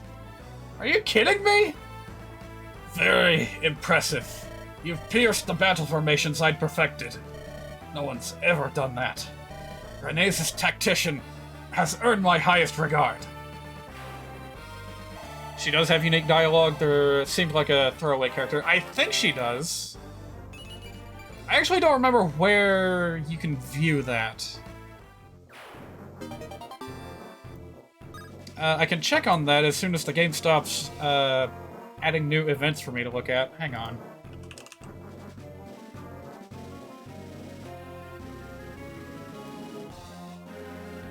Yeah, there is like an entirely separate table for unique battle interactions. So let me just flip through this real quick and see if I'm correct about this. Yes. Yes, there is a unique interaction between these two. It's probably not much, but I may as well look at it.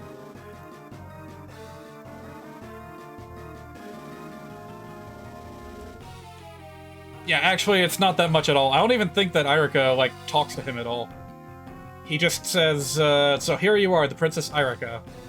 You're not at all what I had expected. I would test the arm that bested Glenn. So, I guess that's another reference to how the rumor spread that she was the one that killed him. And as I suspected, as soon as you kill the boss, the chapter is over. In fact, it's not even done with the enemy phase yet, so... Ralston Knights! No! All troops, retreat at once! Forward the lances! Show them the might of Ralston! The Knights of Ralston! Just as La Rochelle said, reinforcements have arrived in Johanna. I think if La Rochelle is deployed on this map, she has something extra to say in addition to this. Oh, never mind, there she is. What I'd like to know is what took them so long. However, it seems that all has worked out in the end. Princess! Knights of Ralston, 2nd Battalion, reporting for duty. Well done. You may lift your eyes. Princess? La Rochelle, you're... What? Oh, you mean... Don't be silly. This is nothing. Please don't concern yourself. I do believe, my lady, that your disguise has been penetrated. Oh, I suppose there's naught to be done about it now. Very well, Irika. You found me out. The beauteous wanderer who's been your boon companion is none other than... the jewel of the theocracy of Ralston, Princess La Rochelle herself. I was acting under divine order to strike down evil in this land.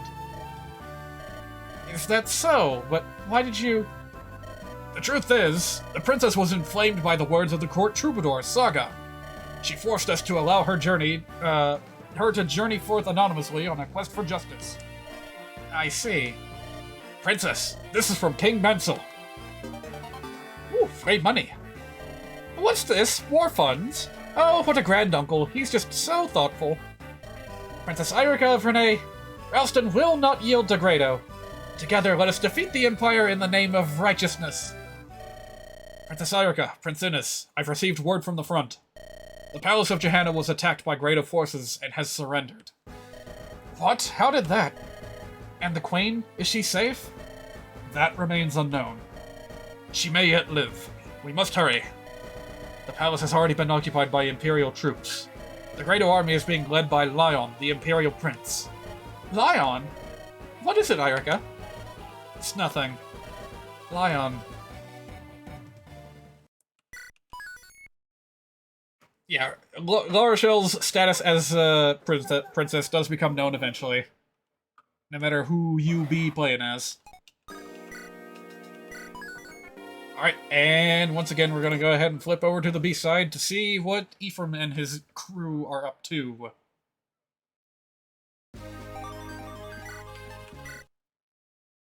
Also, I need to remember to take down that other save file, because we do not need it anymore. Actually, I take that back. We might very well need it if I make a dumb mistake during this chapter.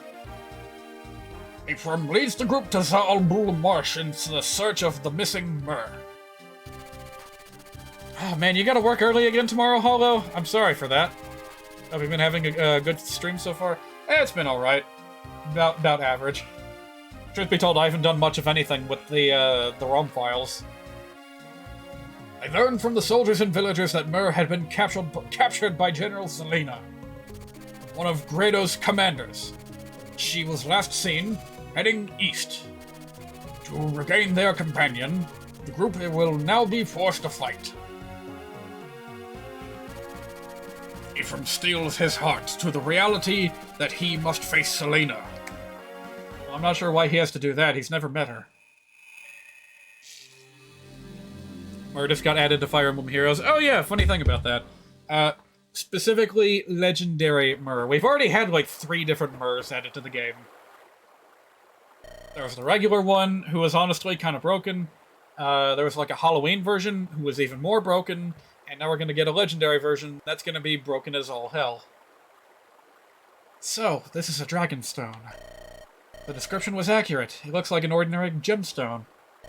If only His Majesty hadn't ordered me to bring this to the capital immediately. I've heard reports that Prince Ephraim and a Fralian army have landed nearby. If I didn't have these blasted orders, I could... return it. What? The stone. Please, return it to me. Return the stone to me, please. I'll do anything. Why do you want the stone? Who are you? You're not from Grado, that's for sure. Without the stone, please, give it back to me. Answer my questions. My name is Myrrh. I come from Darkling Woods. I was betrayed and my stone was taken from me. I was imprisoned, caged, to be transported somewhere. Prince Ephraim came to my rescue. I've been traveling in his care ever since. You're with Ephraim? I can't let you leave.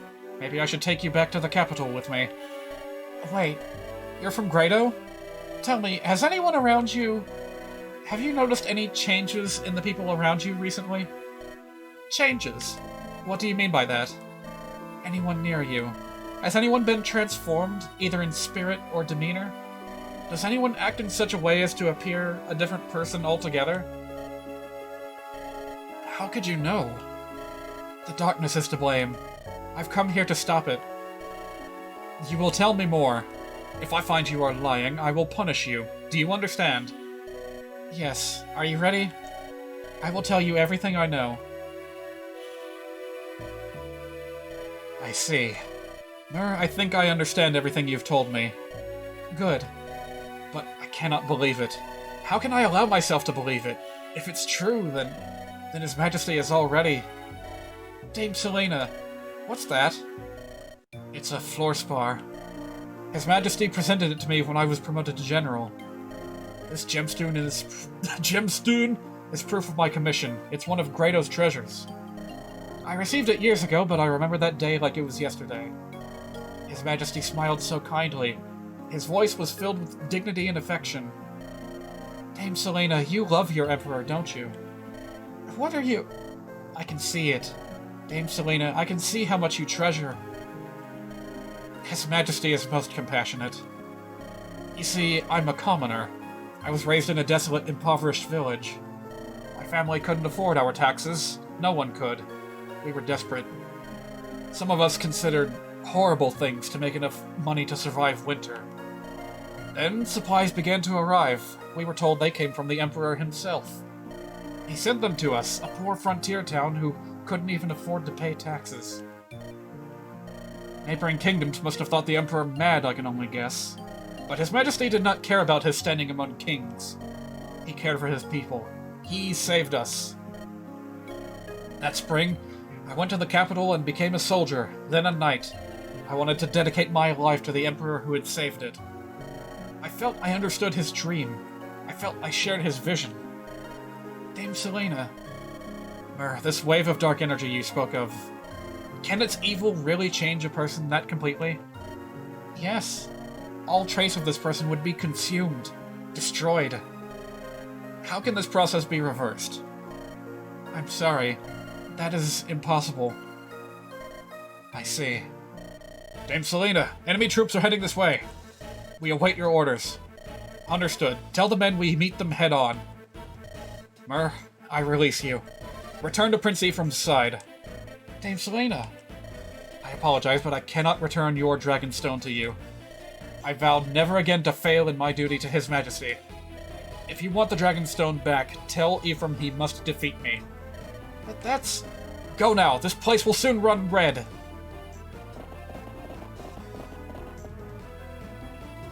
All troops to arms, for the glory of Grado! In this economy, I don't think the taxes are affordable by many. Ugh. A full 180 degrees back into feudalism, are we? Prince Ephraim, the Grado troops are lining up to the fore. Their commander is a Grado general. It's Selena Fluorspar. Selena! I've heard she wields the power of the thunderstorm. that she uses its might to attack from afar without mercy. Prince Ephraim, I urge you to exercise caution when faced with such magic. Alright, who are we gonna bring with us today? We don't really have all that many new players. So it's just a matter of who we want to use. And honestly, this kind of looks like a good team already. I could bring Dusel, but honestly, I think that the other Cavaliers will do just fine. Honestly, Dazla might be helpful in his ability to walk on water. So I'm thinking maybe, maybe not. Also, when I do this map, I usually like to split into 2 different branches. So someone is going to go west, while Ephraim and the rest go east. Also, I have a thief with me on this chapter, so who on this map has a thing that can be stolen? I know that there's one somewhere.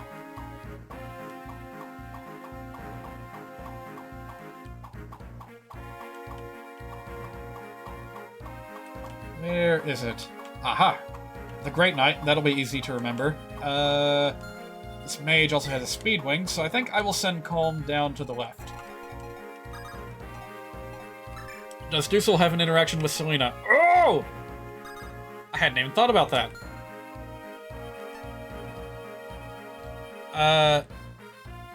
That's just gonna be another Dusel situation where she starts as neutral.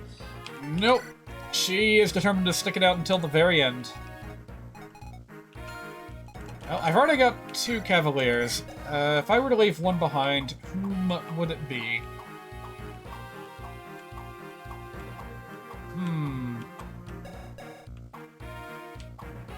You know what? I'll bring Kyle along on the off chance that he has someone to support with. You know what? I have the full support conversation thingy, like, available right here. So I can go ahead and check. Calm and loot. Interesting.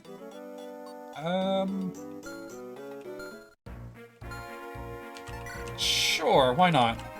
So yeah, I'll bring Dusel. We'll see if he has anything special to say to Selena. Honestly, I can find that out really easily by just putting him in range of the bolting spell. But I'll wait on that. Alright, so let's say Calm, Namie, Loot, and Kyle go west. Maybe Amelia too? And Cormag, I think, will be good to go down that way too. They're gonna need a healer too. Is this gonna be okay? Cause... Oh, no it isn't. Cause that just leaves Dusel, Tana, and Ephraim and, like, Mulder to go east. Would Cormag have an interaction with Selena since they're generals? Well, Cormag was never a general. He was the brother of a general. So maybe, maybe not. He could use some EXP anyway, so maybe I'll have him be the one to take her down. Honestly, he does have a Horse Slayer. If I time things right, I might be able to just swoop down there and destroy her in one hit. Probably not. She is the boss of this chapter. She's probably well prepared. You confused him with Glenn. Yeah, actually, on Ephraim's route, you never find out what happened to Glenn. He's just never heard from again. Which is kind of a shame. But then on the flip side, in Irika's route, you never ever see Selena. Or, well, you do see Dusel, but that's not until later, when he comes back with Ephraim. So, where does this leave me?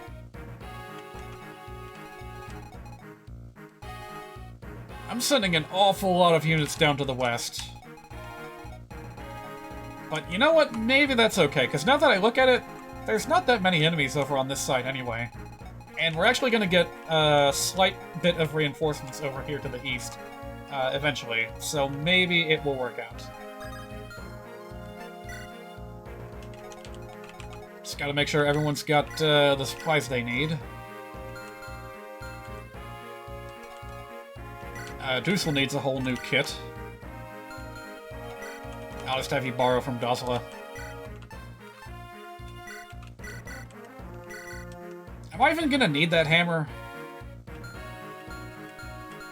How many, like, armor knights are on this, chapter? None. There's the Great Knight, and that's it. So, no hammer.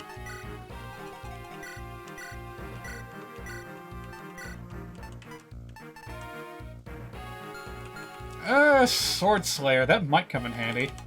You know what, I don't have anyone else who can currently use, axes, so I may as well give it to him. And a bit of pure water for good measure, and he is ready to go.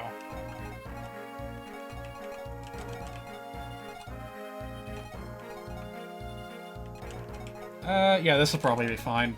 I don't want to give Tana any of the heavy weapons just yet. Might be able to give you a better weapon. Yeah, you're gonna want that Lance Reaver. Amy, you are fine. And Ephraim, you're fine. I think we're ready to go. Oh, you know what? Actually, I'd rather Dusel have the, Silver Axe.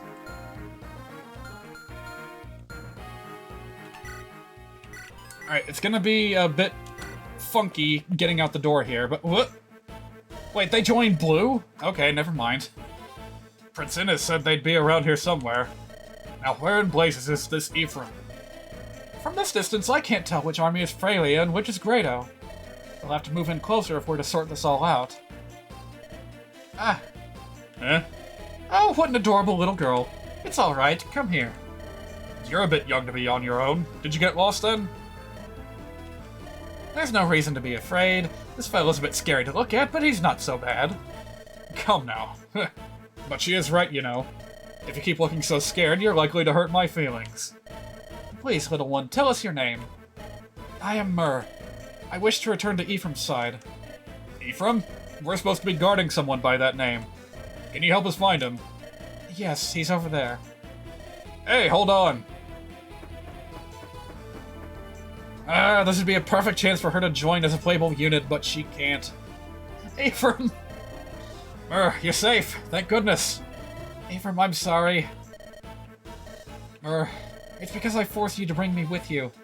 I didn't want to be a burden to you any longer. But all I've done is make you worry. I'm sorry. It's fine, Myrrh. I'm the one who should be sorry. I failed in my promise to watch over you. The battle's about to begin. I want you to move to the rear. Ephraim, those aren't people. Those aren't people, those aren't bad people. I spoke to one and she listened. Alright, I'll do my best to persuade them to join us. Despite saying that, look at the wind condition. We're not going anywhere anytime soon.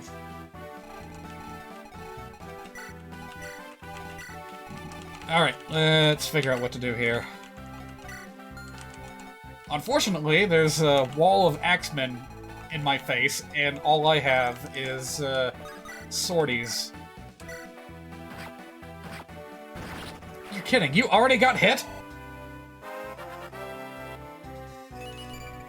Calm, that's not what I pay you for. Guessing you can't recruit Selena? Nope. Sure can't. Also, I'm gonna take back what I said. I'm gonna send, La Rochelle to the east. And, Mulder to the west. What? Oh, right, they built up a support conversation while I was, doing chapters off stream. Well, you know what? Sure, let's have them have a chat. Oh, Ephraim! I'm so glad to see you! Tana, you should pull back to a safer location. What would we do if you were attacked by archers? But I want to go where you go. I feel safer when I'm close to you, Ephraim. I'm sorry, but I won't be able to protect you if I get into a duel. I have to focus on fighting our enemies. Oh no, please, Ephraim, don't speak to me like that. I've trained with Freylia's finest Pegasus Knights. I can fight too. But I'm sorry if I've been following you too closely lately. But I promise that I won't be a burden. I'll work my hardest. So please, don't make me stay behind and wait for you. Tana. Alright, if it's what you want, we'll go together. They have a pretty standard, like, Marth and Sheeta kind of relationship.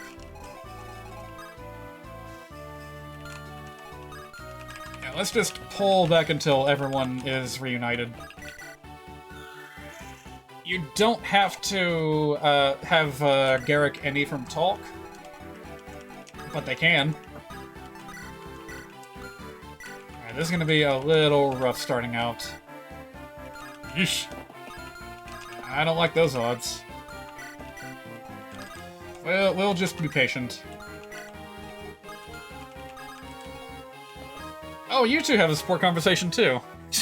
Tana was real thirsty there. Have you ever seen Marth and Sheeta interact? Well, actually, you know what? I don't remember how they interact in the very, very first game. Like, most of what I know about their relationship comes from supplementary material, including the OVA, where they are, like, inseparable. Oh, that's beautiful! Your armor, I mean. It's so shiny. Thanks. I'm Amy. Oh, my name's Amelia.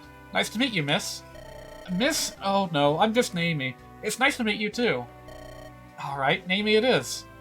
Anyway, your armor really is lovely. That color reminds me of the Michu berries that grew in my hometown. Oh, I've had Michu berries before. They're really shiny and they're sweet and a little tart when you eat them. I just love them in pies. Oh, I know! I didn't think they grew anywhere else. They're so yummy. Tell you what, if we come across any in the field, let's stop and pick them. That sounds like a good idea. Maybe we can use some of the supplies to bake Michu pies for everyone. One bite and they'll forget all about their exhaustion. I agree. I'll keep my eyes peeled, and if I see any, I'll pick some for you.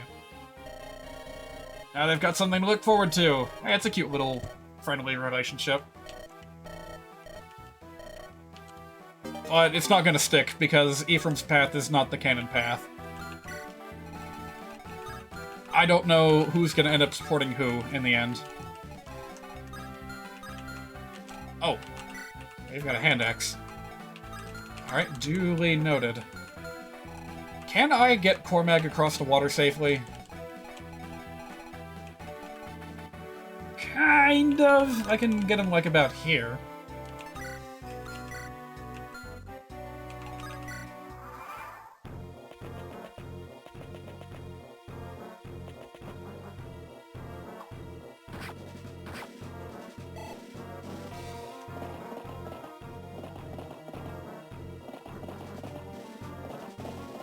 Alright, well, this looks like a simple mission, but I actually do have a timer working against me. I didn't think that was gonna happen. Oh, great. Now the other fighter's probably gonna go after him. Oh, no, never mind.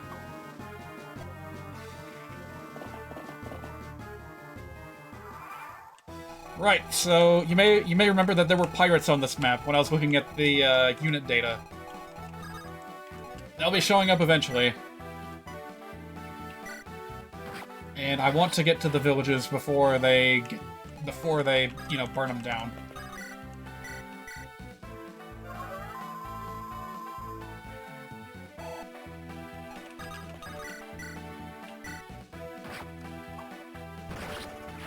Ugh, there we go. Yeah, now that I have Garrick on my team, it's a little different, but before then, Calm was like my only swordsman.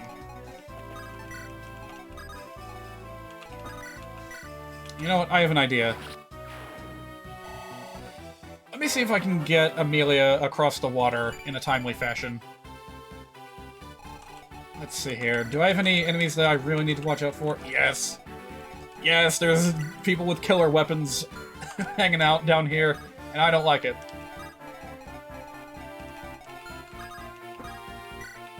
Well, at the very least, I can inch forward a little bit. Alright, so what do you two have to say to each other? Are you Ephraim? Yes, I am, but I'm Garrick, mercenary commander. Prince Innes bought our swords and sent us here to join you. Any problem with that? Innes sent you? Yeah, and the prince had a message for you as well. He said, I've no need of assistance, Ephraim, but I'm sure you do. That's all. I figured you would know what he was talking about. Well, that's definitely from Innes. Regardless, your aid is welcome. Please join us in our fight. More importantly, please take a number. Or in this case, a sword.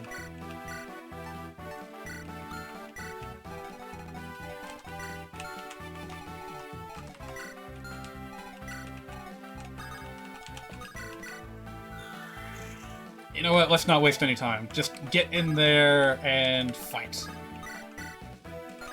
If only you were a little bit faster, though.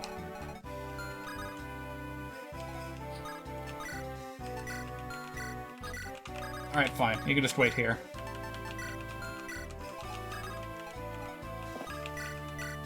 I mean, of course, I could just let Dusel go to town, but, he is the most overleveled unit in my army right now, so that's not a practical thing to do. Well, then again, these soldiers give out so little EXP that it almost doesn't matter.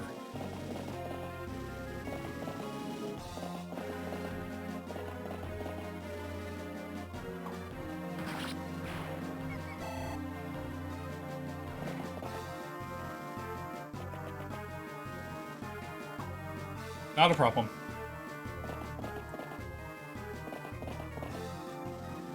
Yeah, it's the... Whoa! That's a lot of reinforcements in one turn.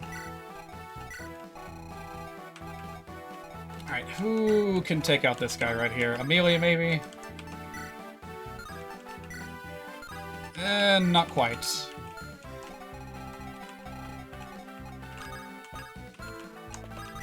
Maybe Colm if he gets lucky? Yeah, let's try it. Yes! Maybe I should turn him into an assassin on this run. I almost never do, but I took steps to make ROMhack a little bit more useful, so maybe that will actually turn out to be a pretty good idea on this run. Ugh, no matter what I do, Kyle is just not fast enough. Alright, well, do what you can.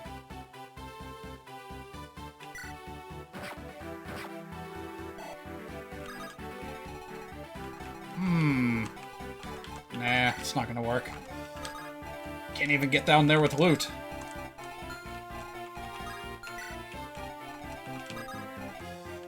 I could take a stab at him with Core Mag, but I doubt it's gonna be enough. Oh, look at that! It might just be enough. Let's try it. Yes! You know, as much as I generally don't favor luck-based mechanics in games, it does feel good when things go your way. That cannot be denied. Oh wait, actually, I can just go ahead and shoot at you from here. Why not? Meanwhile, over here... not a lot of threats to worry about. I can go ahead and send Tana into the danger zone, where she can start baiting out those lightning bolts. Alright, let's see here. 1, 2, 3, 4, 5, 6, 7, 8, 9, 10.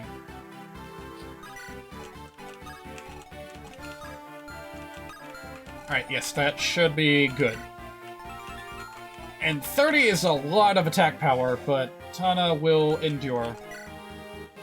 Yeah, that's generally the best strategy when it comes to long-range magic, is to just get it out of the way as fast as possible. Ah, you've got to be kidding me. Garrick, you need to step up your game quick.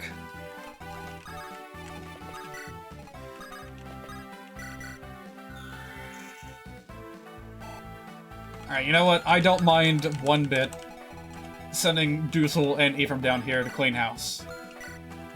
Should be fun. In fact, I'd actually like to get them to have a support conversation at some point or another. It's a rather unusual friendship, given how far apart they are in age, but it could be interesting.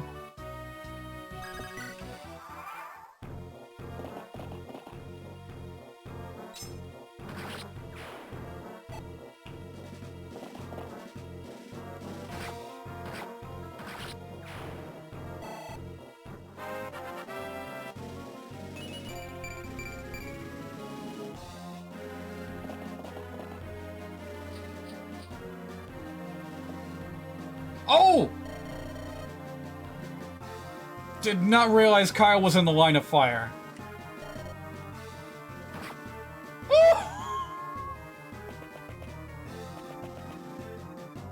If he gets poked with a javelin, he's dead.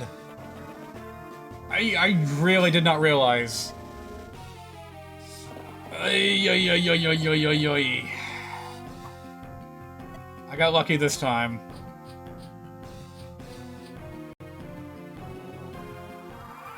Kyle must be the unluckiest unit in my team. Tell me about it! Well, no, that wasn't bad luck. That was bad planning that got him into that situation.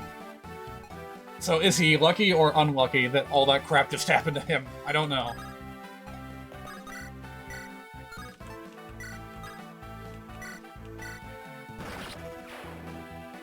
Wouldn't say their friendship is unusual. Dusel did teach Ephraim how to fight, so it's more of a mentor-pupil friendship. Right.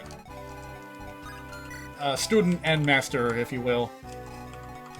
I'm not feeling entirely confident about dealing with that Armor Knight, because most of my best options involve getting in range of that lightning, and I don't want that.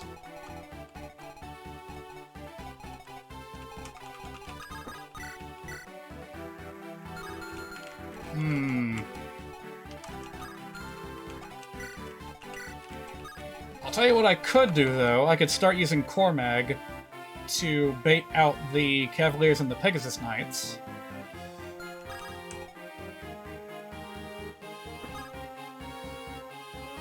A little bit further.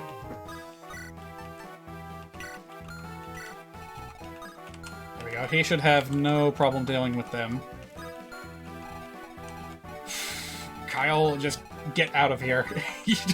That was way too close of a call.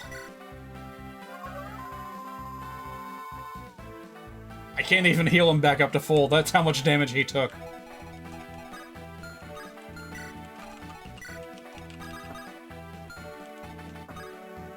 I wonder, can I just poke at this guy over time with a javelin? Sure, why not? But man, I sent the majority of my units over here to the west, and they're having a bit of a hard time.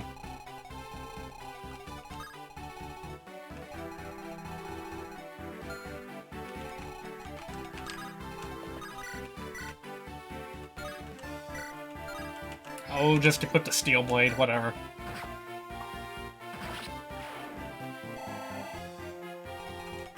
And you know what? You can take out the next one too. We just gotta keep moving forward here.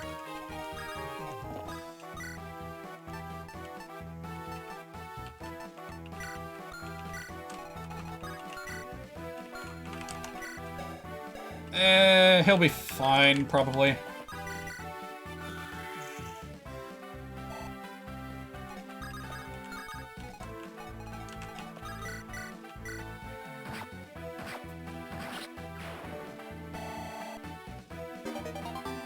You know what? I'll turn on animations just this once so that we can see the thunderstorm when it hits.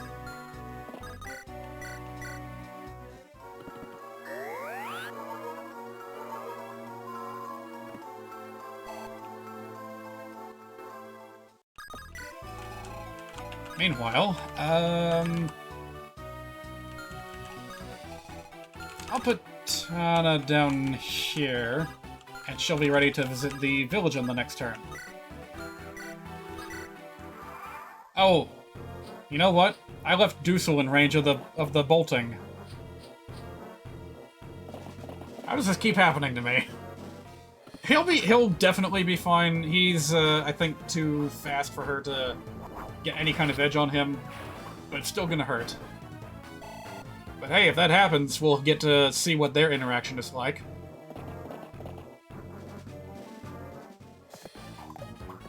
It's not like any of these chumps poses a threat. He can double attack with a hand axe. Wow. No one else in my army can do that, I think. Here it comes.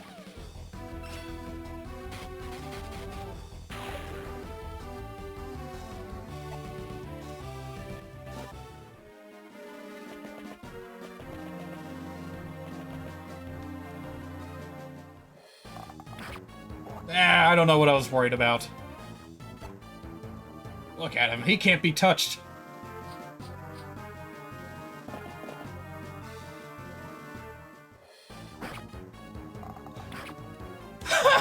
A 17% chance to hit, and he nailed it. Well, good for you. Oh. Okay, never mind, we're fine.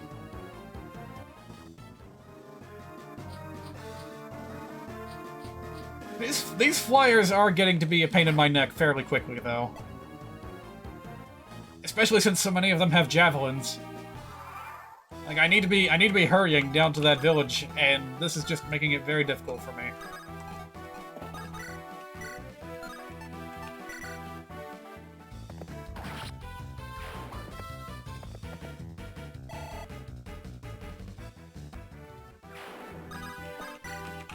Alright, now I can get you out of the way.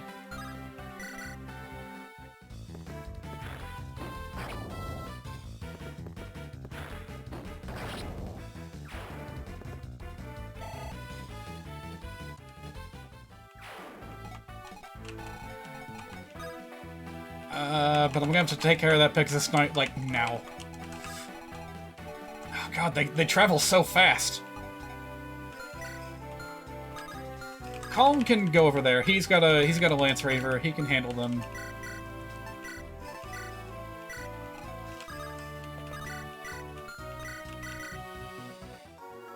Amy, on the other hand, I'm not sure what to do with her.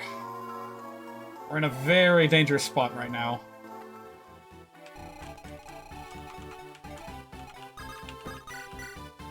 Oh!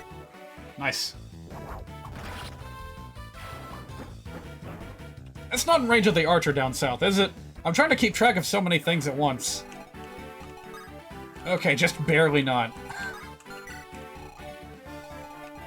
News travels fast. Pegasus Knight, hold my beer.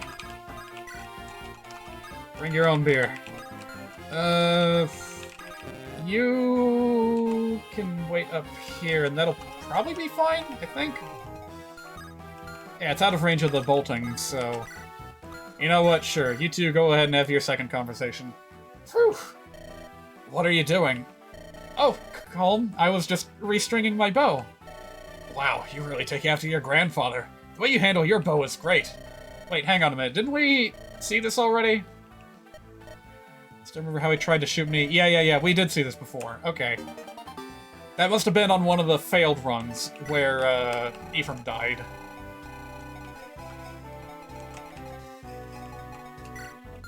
Alright, you, sir, went and took a completely wrong turn. I'm not even gonna try bothering with you. Can I get Ephraim to double team this guy and let Garrick get the kill? Yes, I can. You see, it's because he's Eric the Green. Grerick. I don't know.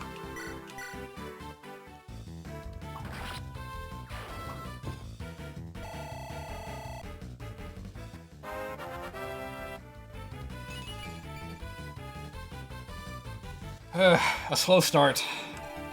Why is this guy dangerous? He's got a killer lance.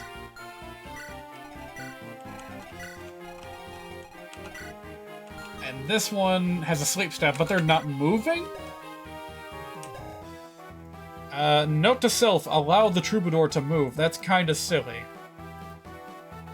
Let's go ahead and jot that down somewhere.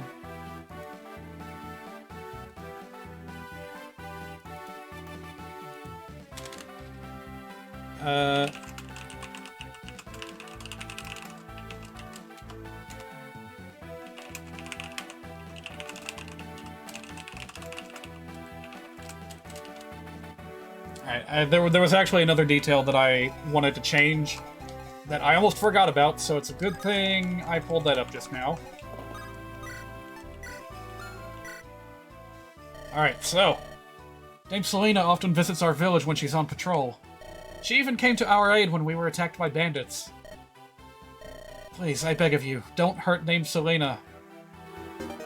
Like, the game is just begging me at every possible turn to leave her alone and let her be, but I just am not technically allowed to do that. Try as I might.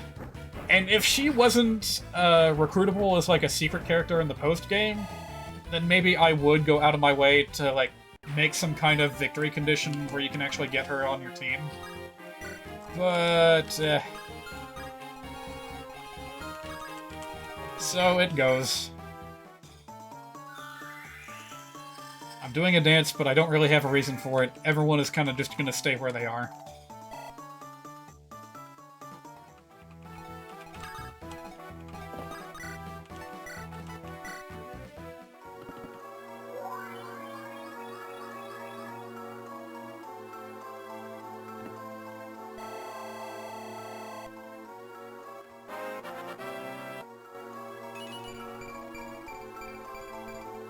Oh yeah, I tried to bump up La Rochelle's strength growth to better suit her potential promotion into the new physical Valkyrie class.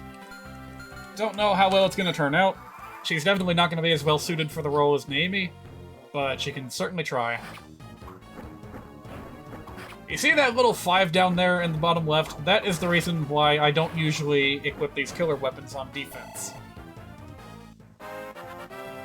Listen to me, I'm already talking as though there's a metagame for this ROMhack that I have built and not released anywhere yet.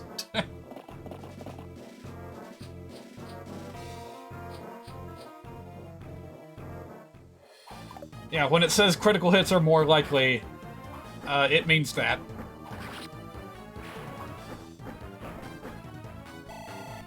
Alright, who's gonna get hit by lightning? That's the real question of the day.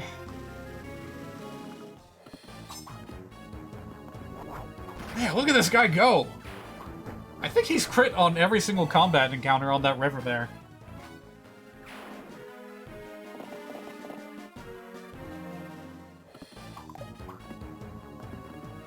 Yeah, I don't think so, buddy.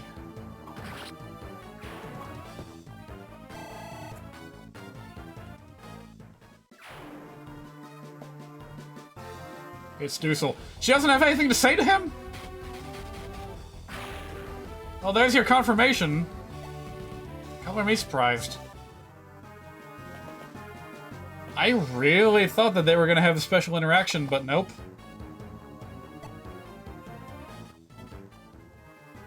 Also, that Silver Axe was not the best choice to equip Dussel with. A critical hit from that lightning bolt is going to end anyone that it hits. So let's try to avoid that.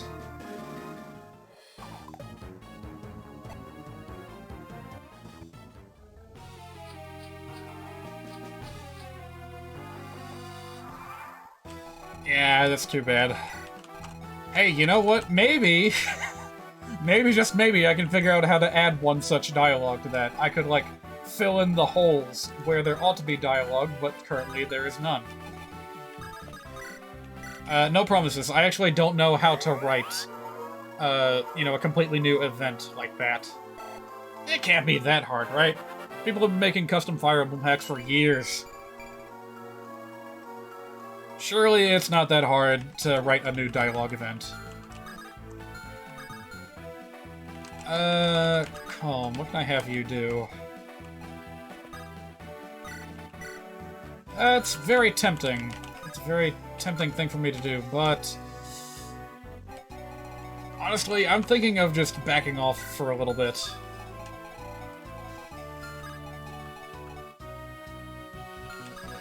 Yeah, I'll have Cormac go down here and heal, and then he can attack the archer, and then he can go and visit the village. I'll even give him a javelin so he can take care of some of the Pegasus Knights. Let's see how well this goes. If worst comes to worst, I can have him, you know, deal with the, whatchamacallem, the pirates that are surely going to show up at some point or another. Also, don't think I forgot about you. You get back over here and fight me.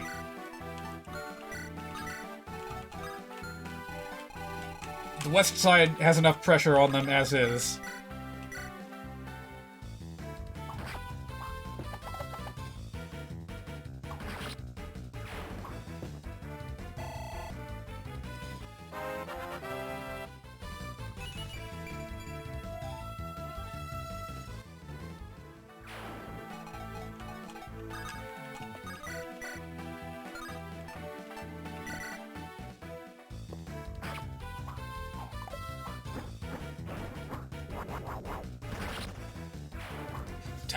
I love that critical animation so much. I almost wish that Ephraim could remain an infantry spear user throughout his entire promotion line.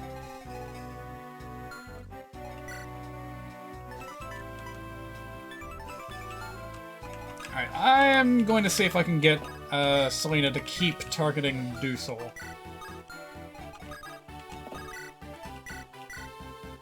And I'll try to do a double heal this turn.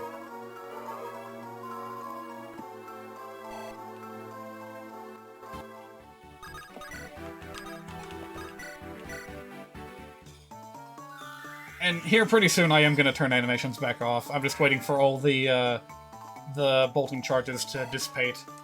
Because it's kind of exciting, letting the thunder animation play every single time. You won't know until the final bolt strikes whether or not it actually hit. And it's a lot more exciting than just having a quick map animation play.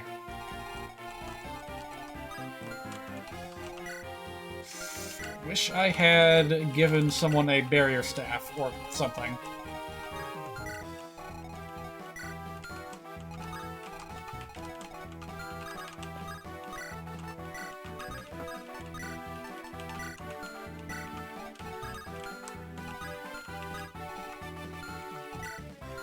Alright, I think we'll be fine here.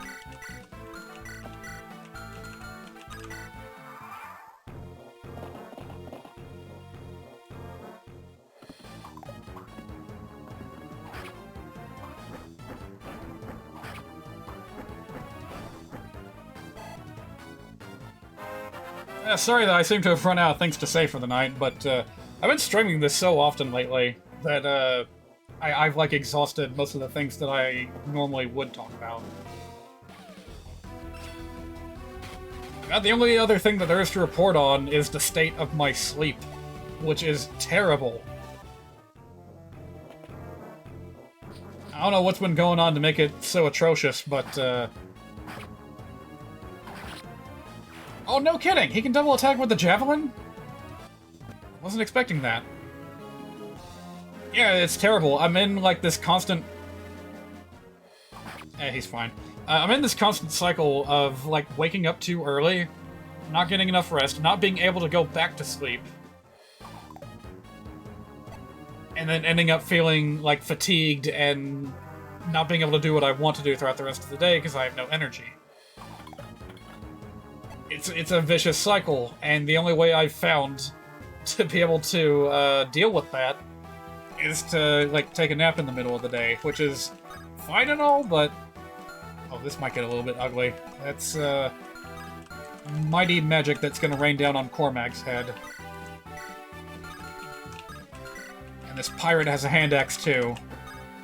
Just my luck.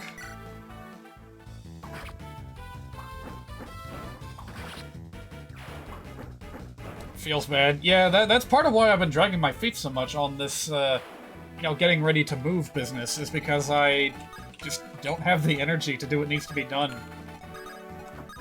I know I'm gonna have to eventually, but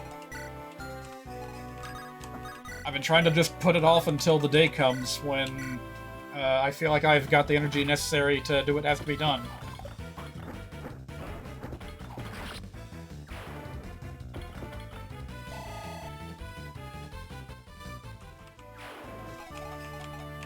I think the catalyst that started this whole chain of events was actually my most recent orthodontic appointment, of all things. Like, it wasn't even that big of a deal, all things considered. It was, just make it to the appointment by 1 or 1:30 or whatever, but I had been up really late the night before doing something, I can't even remember what it was.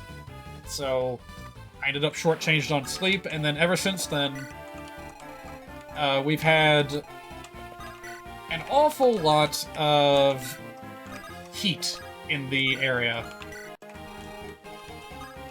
And anyone that knows anything about me knows that I don't handle heat very well when it comes to sleep. So once that particular season of the year comes around, I have my own personal air conditioner affixed to my window, but even that is not necessarily the best answer. Alright, let's tiptoe around here carefully.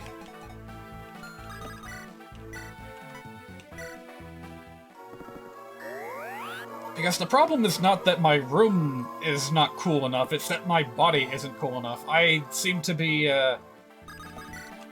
part of the problem is just that my body will not stop exerting heat at all hours of the day, and it's quite aggravating. Like, I want it to just stop. Just stop and relax and cool off and something. Anything. But it never does. And it's quite frustrating. I was about to try and put tethies in the line of fire for the bolting, but that's not gonna work. Have you already looked into those bed sheets built specifically for hot weather? I stopped using sheets. That's how bad it is. Nah, you know what? You're fine. As is. Yeah, in the summer months, I don't even use my sheets. I have the lightest comforter I could find from my last trip to IKEA. That's all that I have on me. And sometimes I don't even have that. I'll just, like, throw it off and leave half my body exposed to the fans that are running. And I still have trouble. Speaking of trouble, I think that we're experiencing a bit of a connection issue right now. What?! I did not realize that that was more damage than Amelia had HP. Oh my god. This may sound crazy, but there are breathing techniques. I have tried so many things over the years.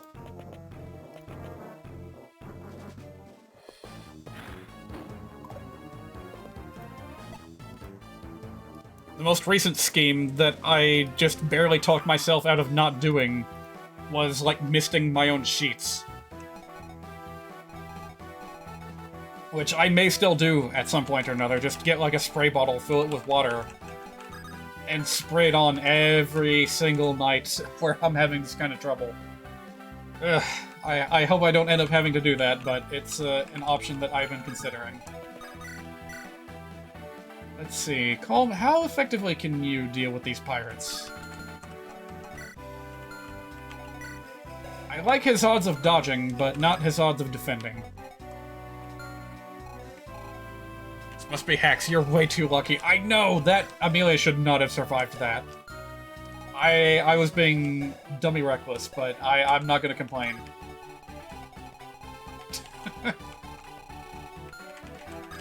I'm trying to advance my front line, and Selena just has the power to nuke anything on a whim. Well, not anymore. She's out of ammo.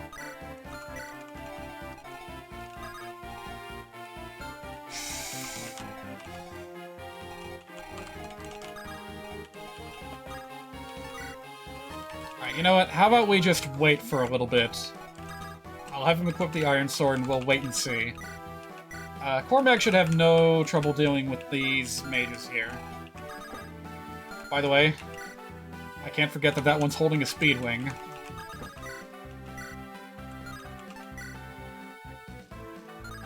Let's play it safe.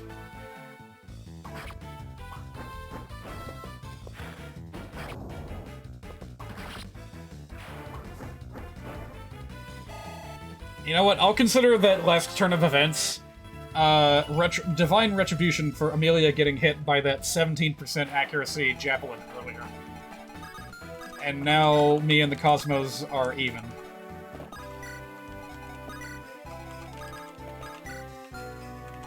Alright, on the east side, we don't have all that much left to do, actually. I can send Ephraim up here and just knock out this dude whenever I want. In fact, I could, I'll tell you what I can do. I can have Ephraim walk up there and smack him with the help of Tethys. Ooh, even better. I could throw a javelin and then go and hit him with Ephraim. Also, yes, turns out that was just a simple lag spike that I experienced earlier. And it was a pretty severe spike, so I'm glad that it did not last. About this time last year, I was having so many problems with maintaining a stable livestream connection. It was ridiculous. I actually had to cancel a livestream series that I had planned, and I said, you know what, I cannot afford having this be, marred by technical issues. So I decided I would make videos instead someday. Still haven't gotten around to it, but someday I will.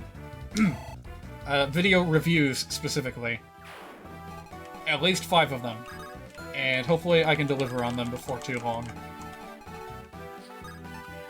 Who am I kidding? It's probably gonna be, no earlier than... Oh, hang on, actually, I have a good idea. I don't want that guy coming this way. Because Calm has to steal his speed wings. Also, this is weird. Why does Dusel have such a low aid score? I think among mounted units, his is among the worst. Where do I even check on that? Here we go. Yeah, he's got a worse rescue score than Garrett does. Almost as bad as Amelia. That's weird. I think there is some kind of weird system in the Game Boy Advance Fire Emblems where, when it comes to mounted units just specifically, the higher their constitution score is, the lower their aid score becomes. So they can use weapons easier, but they can't pick other units up as effectively. Which I guess kinda makes sense.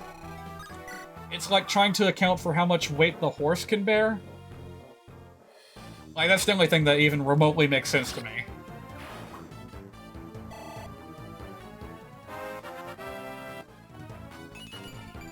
Good grief, he's gonna be at max level way before I get him to picking up his promotion item. Oh, you want a piece of me, do ya?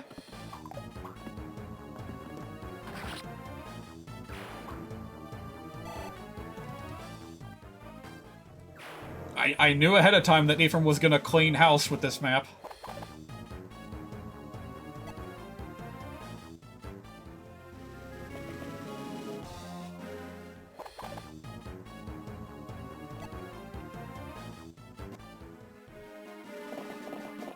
Uh-oh.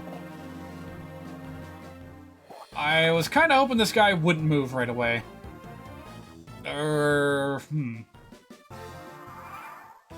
Well, you know what? I don't mind retreating at this stage, so why don't we go ahead and do that? Yeah, Ephraim, you can just hitch a ride with Tana here and run. Again, this is because I specifically want to steal from the Great Knight.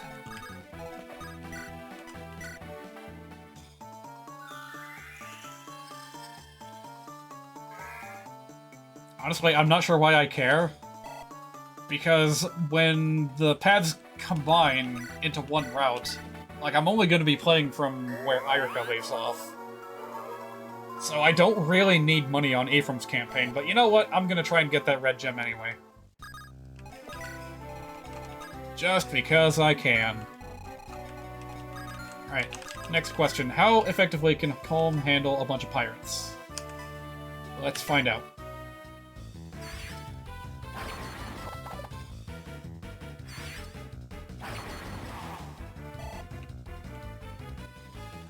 Kind of weird how the sound effect doesn't play completely depending on the circumstances of battle.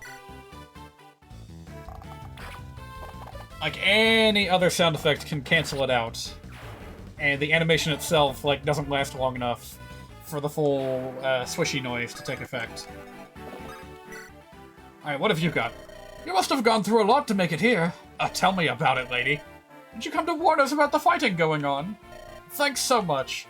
Here, please take this staff. Oh, go on, don't be shy. It's the barrier staff. That would have been a lot more helpful to have earlier, lady. You know what? Let's just finish this guy off. Sick of these pirates. Sound like me when I'm playing Crash Bandicoot? Sure, I have 99 lives already, but I'm not going to not pick up those Wumpas. Oh, is that what they're called?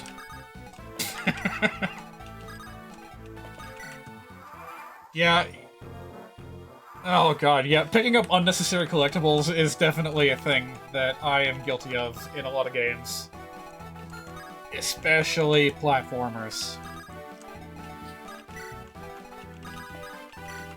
Yeah, you know what? We'll just leave these guys here. You guys can engage in a bit of standing and dancing. They're literally going to stand there in the corner and dance until I'm ready to move up. I guess Dussel can step forward a little bit. Yeah, what is it? Like, a lot of the 3D Donkey Kong Country games, very often I will hit 100 lives, or 99 lives, or whatever, like, almost immediately. And then it'll be, like, a challenge to keep it at that number for as long as possible. In fact, I think I do that with Mario, too.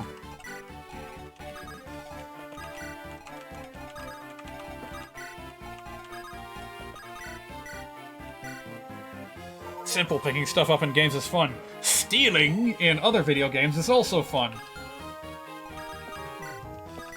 Like, I don't know how much you actually steal in Thief games, but once you start, you can't stop.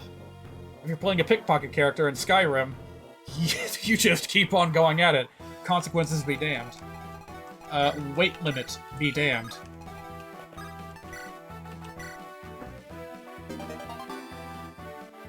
Platformers in particular, picking stuff up by doing a cool platforming challenge is pure bliss.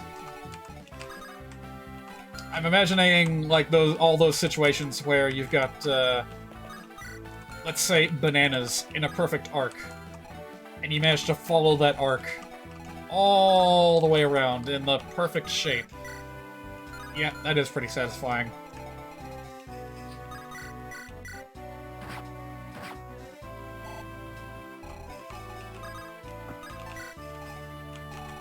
Let's see, what am I gonna do with the rest of you? I suppose I can have Cormag try and get that guard lance. That'd be useful to get out of the way. Sly Cooper 2 and onwards lets you sneak up behind enemies, pickpocket them, and then slam them on the floor. Ooh. That sounds like a fun time. Alright, this Dark Mage up here is ready and waiting with a fissure spell. And I don't want to engage with that, so we're gonna play it safe. Oh hey, look, another sport conversation opened up. That's why I sent Kyle down this way. Hey, you. I'm sorry, were you talking to me? There's nobody else here, is there? And who are you? I beg your pardon. I should have introduced myself. Kyle, of the Knights of Renee. Ah, I see. And I am Lute, mage of profound genius. Very well, Lute. The pleasure is mine. To tell you the truth, I've been looking for you. Has someone issued a search notice, or is there a bounty on my head? Or is this perhaps a private matter? I guess it would be that last one. I have a favor to ask. What would it be? My requests are classified into 7 categories and 25 items. I don't know how it would be classified, but I want you to help us in this fight. Why? I'm a strong believer that morale is best served by good leadership. A unit of knights, all trained by Renee's finest generals. But we're fighting no ordinary foe, and we need more diverse skills. That's where you come in. Because you can use magic, you could be invaluable in helping me develop unique battle strategies. So that's what you wanted me for, is it? How about it? Would you do it? Sure, anything you say. I don't mind. I should warn you, I spend my time on the front line. I ride out to meet the enemy head-on rather than attacking from afar. It's a much riskier prospect than supporting from the rear guard. Is that going to be a problem? I have no objections. Excellent, I appreciate your help. I expect we'll be able to generate some stunning tactics together. You don't need to stay at the front the whole time. I'll give you a cue when to approach. Got it. I'll do whatever you say. I'm counting on you. This is almost suspicious coming from her. You have nothing to worry about. There's no one better than me. I feel like she's got some kind of ulterior motive here, and I have no idea what it could be. Like, she's a very selfish character. I don't know what her angle is. So I kind of want to pursue that conversation further to see what ends up happening. Alright, once again, you guys just sit here and dance. We're not ready yet.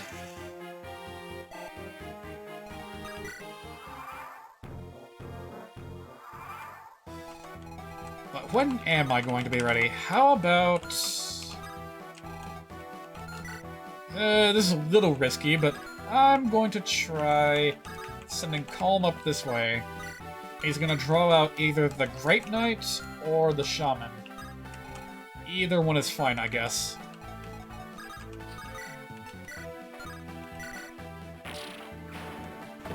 Alright, Tana, you run and hide. Maybe someone else can draw out the... never mind, it's too risky. Yeah, rest of you just wait where it's safe.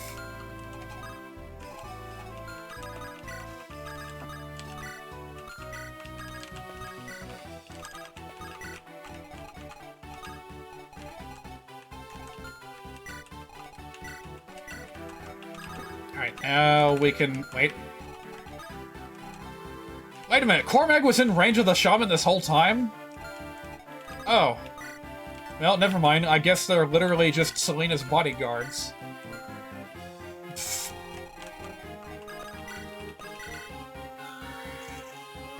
Sheesh.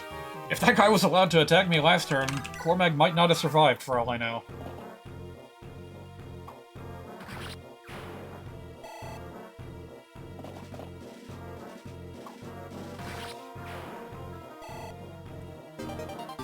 Nice. Yeah, you can go ahead and take that. In fact, I'll swap out the Iron Lance.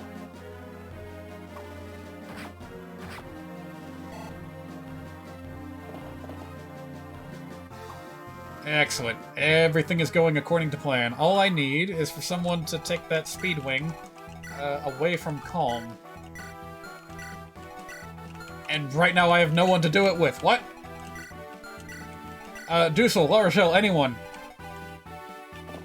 I need to empty his pockets. You can't steal if you're full.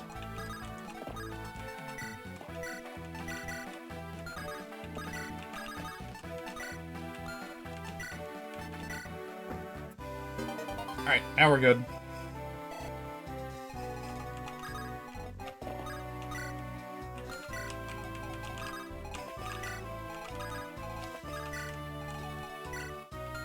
I wonder if Tana can do some damage here. No. I mean, she could, but she's, she would die in one hit, so no thank you. Kyle, I am also not feeling all that strongly about.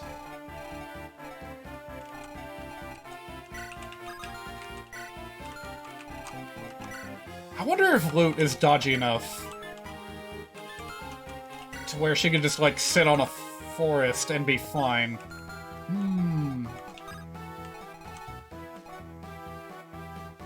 If I had 2 units that could do a rescue and move in the same turn, I would try it.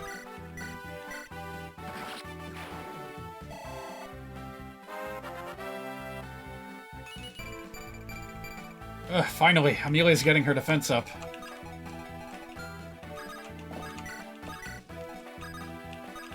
I can kind of see the appeal behind dividing growth rates into class and character now, the way that future Fire Emblem games do it.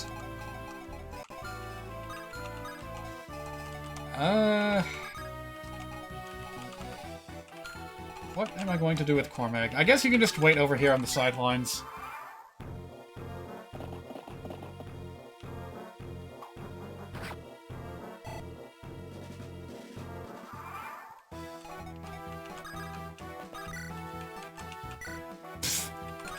Nope, that's not gonna happen.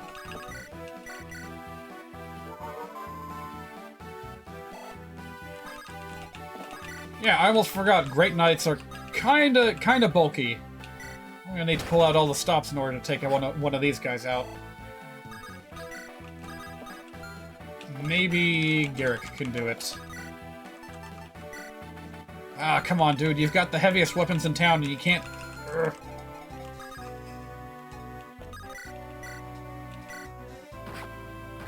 Come on, you guys can do this. Sheesh. What a beast of a unit.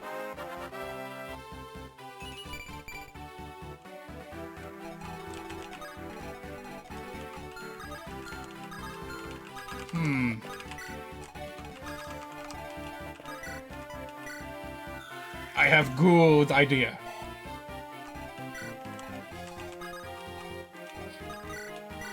Yeah, I've got flyers. I should be using them more often. Can't run scared of those archers forever.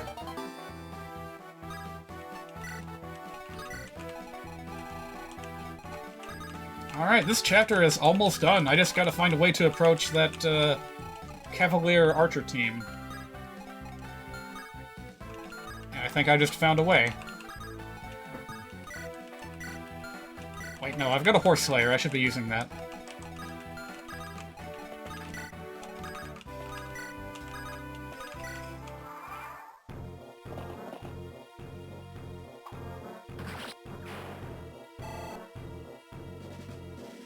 Oh man, if you two could just meet in the middle and wipe these guys out, then we're completely in the clear.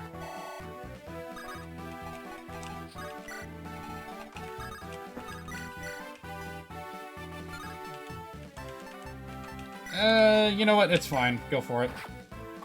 Oops. Not a problem. This is why dancers are so useful. If anything should go wrong, you know, they're like a omnipresent copy of a unit that you can use for free.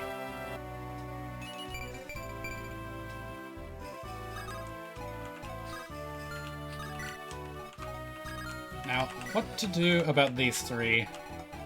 I suppose I could try fighting magic with magic. Magic must defeat magic! Yeah, sure, we'll give that a spin.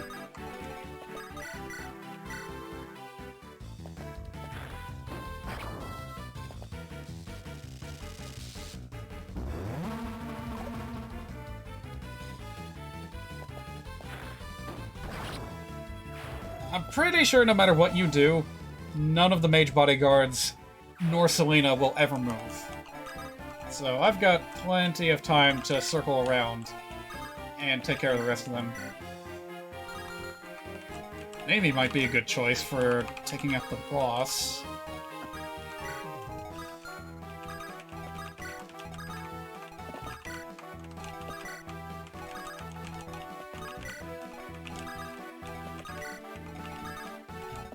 Man, again, it's such a shame that Dussel had nothing to say to her. I'm pretty sure if I try it with Cormag, I'm gonna get much the same result.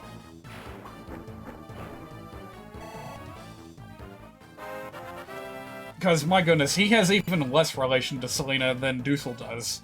Like, I'm not even sure if they really know each other.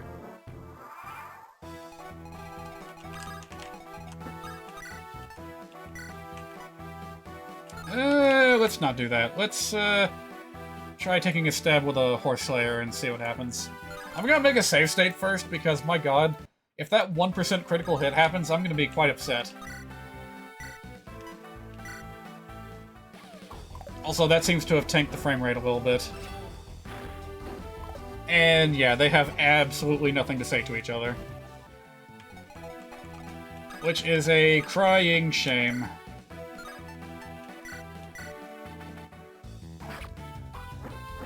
Shoot, I feel real bad that I messed up the frame rate like that right at the end.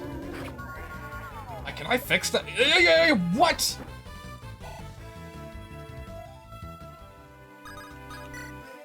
That was an unfortunate turn of events.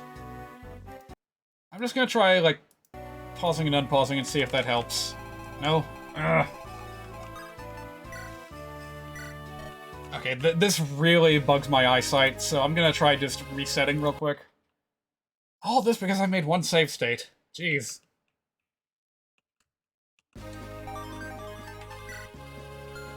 Oh, this still doesn't seem right. Does it? Like, these menus should be moving smooth as butter. Alright, fine. In that case, I'll just relaunch the frickin' emulator. Jeez.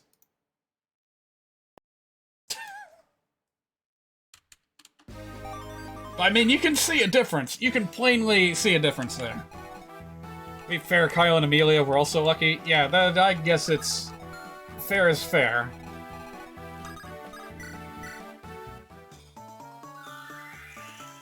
Alright, Dussel and Cormag may have had nothing to say to Selena, which, by the way, I am seriously considering putting in new conversations to fill in the gaps, so to speak. So let's see what Ephraim has to say. Nothing?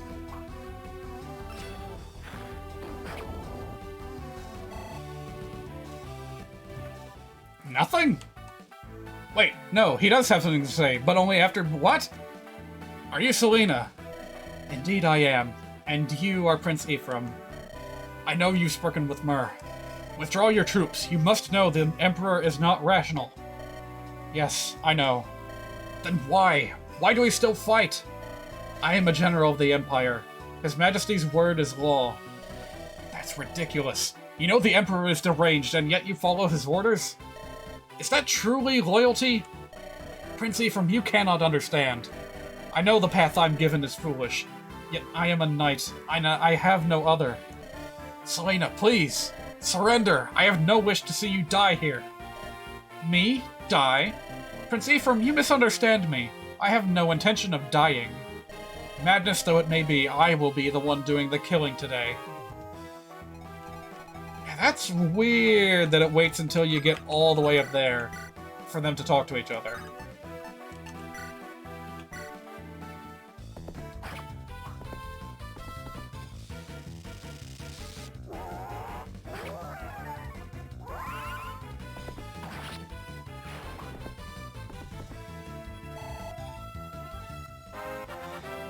And thus they fall like dominoes, one after the other. Finally got a bit of speed on him, thank goodness. The question is, who will be doing the final blow? It's not going to be Tana. I need her to take care of the shaman.